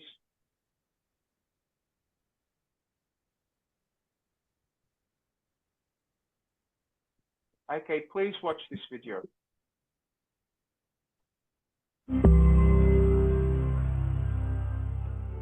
Companies are like people, and we grow up and our own experiences literally shape the wiring inside our brains as our neurons form as we grow into adulthood. And that gives us skills. Hold on, guys. What happened? Just one moment, please. And intuition and ability to seize opportunities and examine things, but it also blinds us to a lot of things around us. So if your company grew up in a completely different analog era, that's how you grew and how you established your distribution channels and you built your brand and you learned who your customers were and you learned how to make money, then you are now operating in a completely different environment. The hardest part is to identify those assumptions in your strategic thinking. How do we learn to adapt and evolve our business in a way that we are going to continue to grow in the digital age, in an economy that is so characterized and transformed by these successive ways with digital technologies? Now that challenge is fundamentally different, what I would call a digital transformation, from starting a new business. To say, we have a company that's already in existence and we need to transform. We need to figure out how do we move into this next future. It's not about what technology you're using and how you deploy it and all those sort of aspects. The hard part is actually about strategy, about leadership, and about new ways of thinking. And we look at this by looking at 5 broad domains of strategy. Customers, to rethink competition, to rethink data, innovation, and value. What is your value to the marketplace? And if we can use these as a way to understand how the strategy rulebook for every business has changed in the digital era, and that we're playing by rules we don't even realize we learned. We've absorbed them, and that is shaping every business decision we make. And if we can learn to step back, relearn some of that thinking, any business can start to identify opportunities for growth and new value creation that are going to move them beyond what they've done in the past and lead them into the next stage of digital growth for their company. Okay, so does everybody understand what my good friend from Colombia just explained? Yes or no? It's all about innovation. It's all about transformation. It's all about understanding the way your customers think. Do you understand that? Customer thinking. It's all about being centric. 5 C's. Would you agree with that? Yes or no? Yes or no? Put your hand up. Where's John John? John John, do you agree with that? I can't hear you, John John. You've gone quiet. You agree with that, Mr. John John? Actually, I kind of missed the 5 C's lesson. All right, okay, That's but what- you understand what Yes, the 5 C's are? yes. Good on you, mate. Yeah. Excellent. Okay. If you don't remember them, John John, drop me a message and I'll send them to you, okay? Thank you. Okay, guys. All right, let's go back to my PowerPoint. Just one moment, please.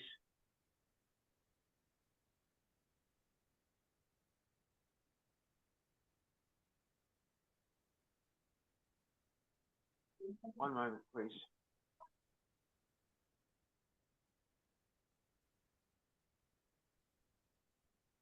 Okay, all right, let me go back. Okay. So remember, guys, the evolution of any business and their profitability in today's digital era needs to continue seeing monumental shifts. Shifting of mindset from traditional mindset to the futuristic mindset, where you more commonly understand how to interact and influence your customer by disrupting the way that they currently behave, their habit of consumerism, and by you as a business or business entity adapting to innovation so that you and your business can remain viable and maintain your level of profitability. So what I'd like to do now is take any questions and answer them about digital era. All right, I want some questions. I'm really bored. No one's been talking to me today. I want about 50 questions. Who's going to be first? All right, who's going to be first? Come on, guys, hands up. You have to ask me a question. Kuslan, would you like to ask the first question, Kuslan? Go ahead. Can you unmute your microphone, Kuslan? Hi, how are you? I got no question for now, sir. Have you found today's session helpful? Yes, sir. You're welcome. Thank you for joining me. I look forward to seeing you Thank again you. soon. Okay, let's talk to Daniel. Hi, Daniel. How are you, mate? I'm very well. How are you? Good, thank you. Have you benefited from today's session? Do you have any questions for me? Yes, sir. I've got a question, sir. Just a clarification. I didn't fully understand the digital blueprint. The digital blueprint? You mean Yeah. setting up a digital business? Sorry? What do you mean? Which part of the digital blueprint? Implementing a digital era? Is that what you're talking about? First of all, what it means, what it fully means, and then how you get it as a company or as an institution. Well, okay. Well, let me just go back to my slides and just draw your attention to the slides. One moment, please. Okay, so let's go back here and talk about the digital economy. We said here that the digital economy is basically the digital era is whereby taking your business to a digital ecosystem, by transforming your business to a digital ecosystem. But there is a digital transformation map that I've shared in the material. So as you can see, I've defined the steps in how you set up a digital transformation business by taking your brick and mortar business to a digital business. So I hope that would help you, John. Is that what you're asking? Yes, yes. Okay, okay. So we also talk about here, what is a digital business? And we spoke about what are the benefits of a digital business and the era of digital innovation. And as it says, businesses that embrace digital transformation gain the advantage over their competitors by accessing a wider market of customers. But in able to do that, you need to understand who your customer is. So digital transformation basically is all about becoming a digital enterprise, John. It's simple. It's by taking your current basic business structure and putting it online, if you want to simplify the question. Does that answer the question, John, or do you want me to go into more detail? Daniel, sorry. No, you've answered it. Thank you very much. But is the blueprint what you wanted? Is that what you wanted, Daniel? Though you've answered the other part, but the actual, what I also wanted to know is the blueprint. When you're saying digital blueprint, if someone asked you, yeah, if you want a digital blueprint about how to take your business to digital, and you want a blueprint on how to do that, I can't share a common blueprint. No, I understand what you're after, Daniel, and there's another gentleman here asking me the same question, John something. All right, so the reason why you can't copy one blueprint and implement it to a different business is because every business has a different infrastructure. Every business has a different component. It's human component, it's talent component, it's technology component, its ability to produce, its ability to supply a market or logistically supply a market. So even if I give you a blueprint today, a sample blueprint, that blueprint won't work for you. The only way I can give you a blueprint is by understanding exactly what product, what geographical circumference you want to distribute it to. What is the talent that you have in your company that is able to implement this digital business and make it happen? And once you build this digital business, what is the process that you have in the background in order to make it streamlined and work? Only then can I give you a blueprint. But if you want to message me or send me a message of what sort of business you're in, and give me an idea of the talent or the headcount you have, I can give you a sample blueprint. But remember, the blueprint is only an example, because no one can just pick up a blueprint and photocopy it. It won't work. Do you understand that? I'll give you an example of that. You find a lot of businesses that want to go digital, Daniel and the other gentleman, that they actually go and buy a website. They go to an e-commerce website developer and they say, I have a restaurant. I want to buy an e-commerce platform that's already built. And I'll say to him, I've only got $20,000 to spend. Have you ever built one for a takeaway shop? He'll say, yes. Okay, I'll take that. Just change my menu. But what they forget, that ecosystem or that blueprint has been built for that business, built on what that business had and the back end that they had to support it. So what they do is they buy this e-platform and they implement it. But what happens shortly after is they find out that they can no longer support it because they don't have the people that can manage the volume or the level that this platform is bringing them. Now, I'm not saying that happens everywhere, but it's very important that when you're trying to build a data footprint, or you're trying to take your business to an e-platform, to a new platform and go into a new ecosystem, that you go through the 10 transformation steps that I've given you, and you focus on all the ones in yellow first, which are the conception, the ideology, the innovation, the process. Then you go to the orange where the people come in, before you go to the green where it's about making it better and pushing it forward. But you need, every single business has a different blueprint, Daniel. And I have to be very careful because I don't want you to go down an old blueprint and waste your money. Do you understand what I'm saying by that? Yes or no? Yes, I fully understand now. I fully You're understand. welcome. And Daniel, I don't want to put you off, but if you want to drop me a message, Daniel, you're my regular student. Just drop me a WhatsApp message. Tell me about your business. Tell me what you're looking for, and I'll be happy to send you any samples that I have. No problem. All right, mate? Okay? Thank you. Thank you You're very welcome. much. Thank you.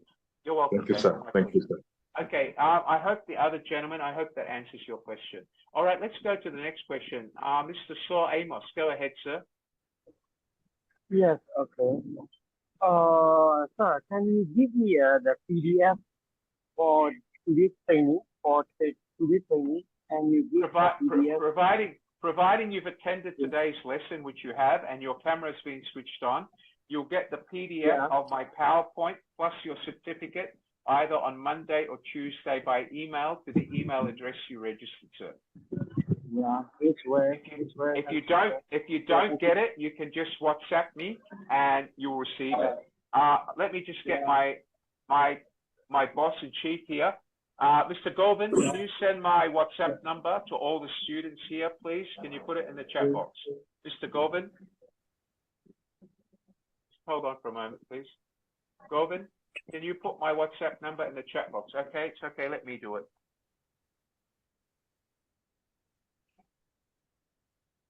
Okay, everybody, my WhatsApp number is in the chat box. You can WhatsApp me at any time. Thank you, Govind.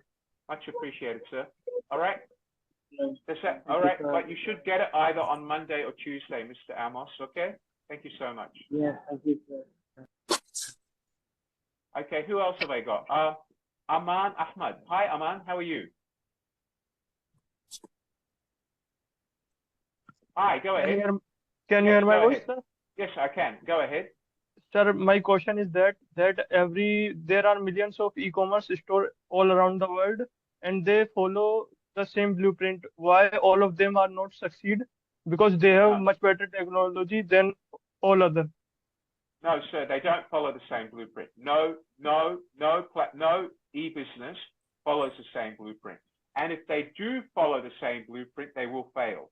The fact is, the ones that have been most successful have developed their own blueprint. And let me tell you for a fact, Amazon followed no one's blueprint.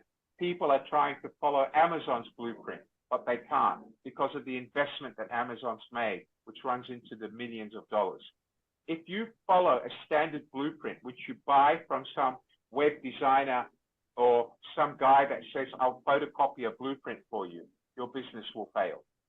Apple didn't photocopy a blueprint. Steve Jobs designed his own blueprint.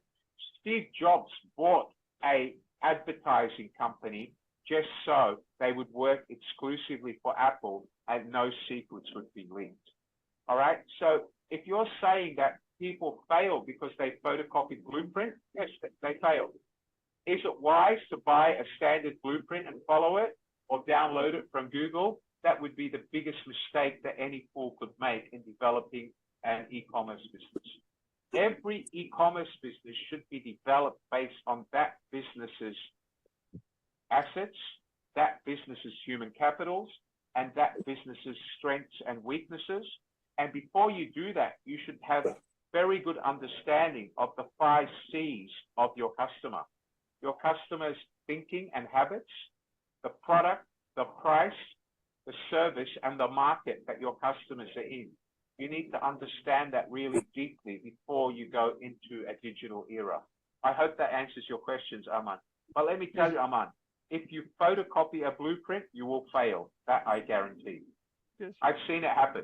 I've seen 50 businesses fail because they went to the internet, they got a blueprint, they said to their web developer, develop this. The blueprint was wrong. It didn't work for them because they don't understand the requirements of that business. They didn't follow the 10 steps of transformation.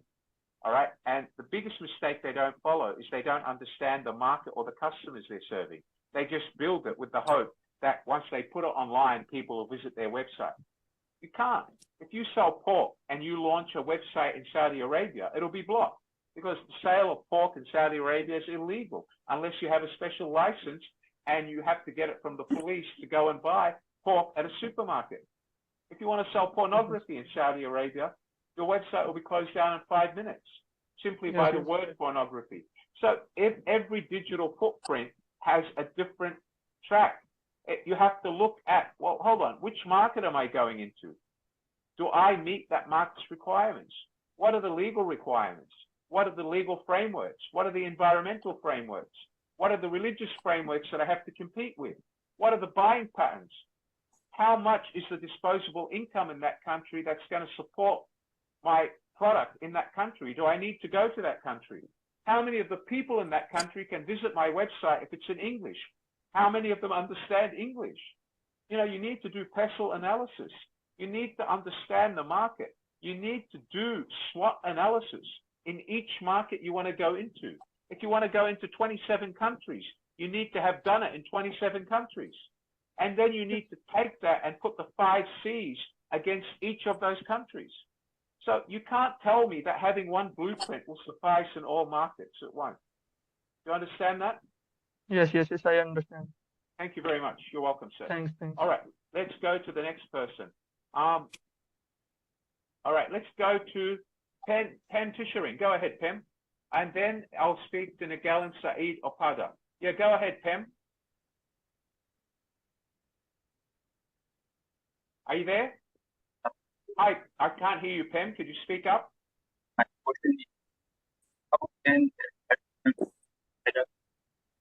Pem, I can't hear you. Can you write your question? I can't hear you, sir. I cannot hear you. Your microphone is not working. Can you write your question in the chat box? Govind, I can't hear him. Mr. Tishering, I can't hear you. Can you write your question in the chat box, please? I can't. You're breaking up, sir. Try again. Can you speak now? Yeah, I can't hear you, Mr. Tishering. Can you write your question in the chat box? I will answer it for you. All right? Yeah, go ahead. Now, can I speak to Nel Glenn Saeed? Go ahead, Nel Glenn. Welcome to the session. Hello, sir. I'm from Hi, Philippines. how are you? Yeah, I'm hi, good. how are I'm you? good. Bro, so I'm in the class of hospitality, tourism management, and I'm also an entrepreneur. So my question, sir, I stated here in many factors can affect the price or product or services, including products, cost of distribution cost, and marketing expenses. So as an entrepreneur, also, my question is, what are other external factors that can influence the price of a product or services beyond the cost of products, distribution, and marketing? Okay, well, hold on. Okay, so when we're talking about cost, and it's a very good question now, Glenn. When we're talking about external costs, it could be the cost of buying raw material. It could be costs that do with environmental factors and marketing your product in a certain way, and the cost of reaching to packaging it in a certain way using environmental packaging. It could be the cost of logistics and delivering your product to its end destination. It could be duties and taxes in different countries that would apply to your product if you sell it online in those countries. Are you there, Glenn? Where are you? You've disappeared. Are you still with me? Are you listening to what I'm saying?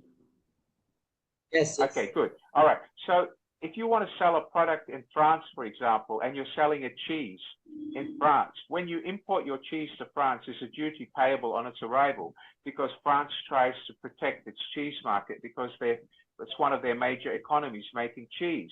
So all of these external costs would influence your total costs and the cost for you to supply your product to the end consumer. And these are just examples. But if you can tell me what sort of product or service you're trying to kick or launch, I can then go into a lot more detail for external costs.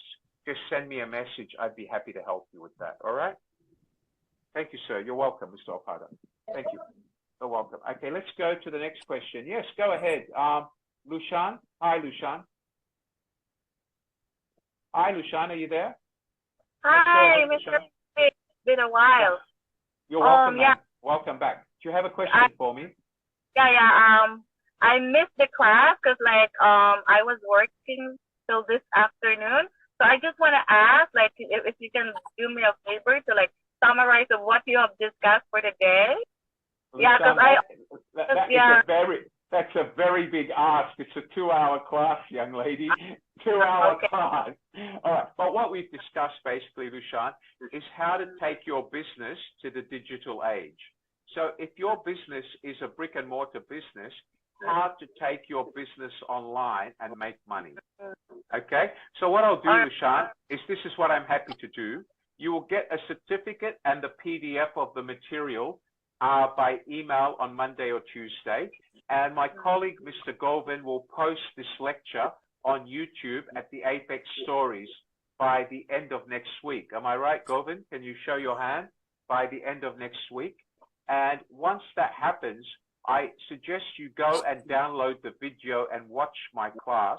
If you still have any questions, Lushan, just drop me a message. My number is in the chat box. I'd be happy to call you and explain it to you one-to-one. Would that help you? Yeah, thank you so much. My Thank you pleasure. so much. Please join my next BizTalk. I'd love to see you again. Thank you so much. Yes, I really missed the fun. Okay. All right.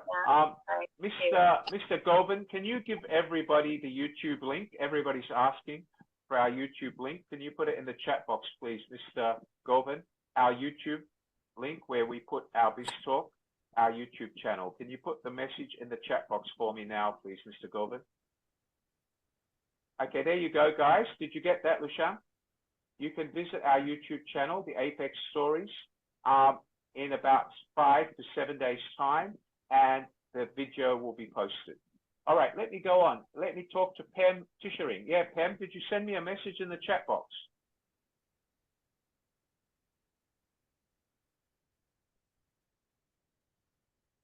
Marissa, I'm going out now. Okay, you're welcome. Pam Tishering, how can a traditional business adapt their models to thrive the digital age, considering the rise of e-commerce, big data, and new e-commerce expectations? Pam, it all goes back to, Pam, you going through the transformation model. Remember I showed you the 10 steps of the transformation model, Pam? You basically have to follow those 10 steps and try to make them a reality, Pam. Unfortunately, to go into a digital era, Pam, you need to follow the 10 steps. But Pam, if you want to drop me a message or share with me your type of business, I'd be happy to give you a call through WhatsApp one day and explain the answer to you one-to-one, because I can't hear you. Would that help you, Pam? Would that help you? Okay, Pam, but please drop me a, Mr. Govind, could you share my number with Pam and drop him a message that I can't hear him? But if he wants to WhatsApp me, I'd be happy to ring him and explain it to him. Okay, thank you. All right. Does that answer your question, Pam? You're welcome. Thank you so much, Melba. Govind, can you send my number to Pam and invite him to contact me directly, and I'll answer his question. Thank you, Pam. You're welcome, Mr. Tishering. All right, ladies and gentlemen, from me, Wally, your host for today, I thank you so much for joining me for BizTalk 101. It's great to know that most of you have supported me for the last 100 BizTalks. I thank you so much from the bottom of my heart. You don't know how much it means to me. Some of these faces have been attending my classes for nearly 2 years. Thank you. I know you've graduated and you still follow me. It makes me feel so much better to know you're learning from my BizTalk. I look forward to seeing you all in BizTalk 102 in 2 weeks' time. I thank all of you for being here. If you have any questions about anything I've taught you today, drop me a message through WhatsApp. And Mr. Govind will put my WhatsApp number in the chat box again now. From me to all of you, thank you, God bless you. And remember, if you want to be successful in business, you have to love doing business. You have to be open. You have to be somebody who wants to disrupt the world and never give up on your dreams. Because if you give up, you will fail. If you copy somebody else, you will fail. Steve Jobs was one of the greatest entrepreneurs that ever lived. No one in today's business world has what Steve Jobs had. Steve Jobs took his brain and his creativity and he made it his own. That's why Apple Inc. is what it is today. For without Steve Jobs, there would be no Apple Inc. For without Jeff Bezos and his brain and his vision of what Amazon e-commerce would be, Amazon wouldn't exist today. That's why Alibaba cannot catch up with Amazon. All right? So remember, be an individual. Be eccentric. Disrupt the market that you're in by giving them what they want. That is how you become successful. The digital age today is your bank account to making profit. Without a digital economy today or a digital ecosystem, your business will fail. Its ability to be profitable will be limited because you're competing against businesses in the digital age. 95% of every company in the world, 95% of companies around the world are now on a digital platform. That is what happened post-COVID-19. Does everybody understand that? Now, don't quote me 95%, but it's close to that. It changes. Companies are coming in every day. You know, last year it was about 88% globally. So based on numbers, probably up to 90, 91% of companies around the world who are successful are on a digital era, a digital ecosystem. Thank you, ladies and gentlemen. God bless you all. I look forward to seeing you again soon. Goodbye. Good night. Please, guys, drop me a message. Give me the thumbs up in the chat box. Drop me a message. Go to social media. Write that you love Mr. Wally's BizTalk. Please, I beg you, do it today. If you enjoy my sessions, show me that you enjoy them. Everybody, go to Facebook today and write, Wally, I enjoyed your lesson about transforming in the digital era. I want to become richer. Go there and do it today. Show me the thumbs up. Show me that you enjoyed my BizTalk. All of you, all 259 of you, please go to social media and leave me a message in Facebook today. Goodbye and good luck. Thank you, everybody. See you at our next lesson. Goodbye.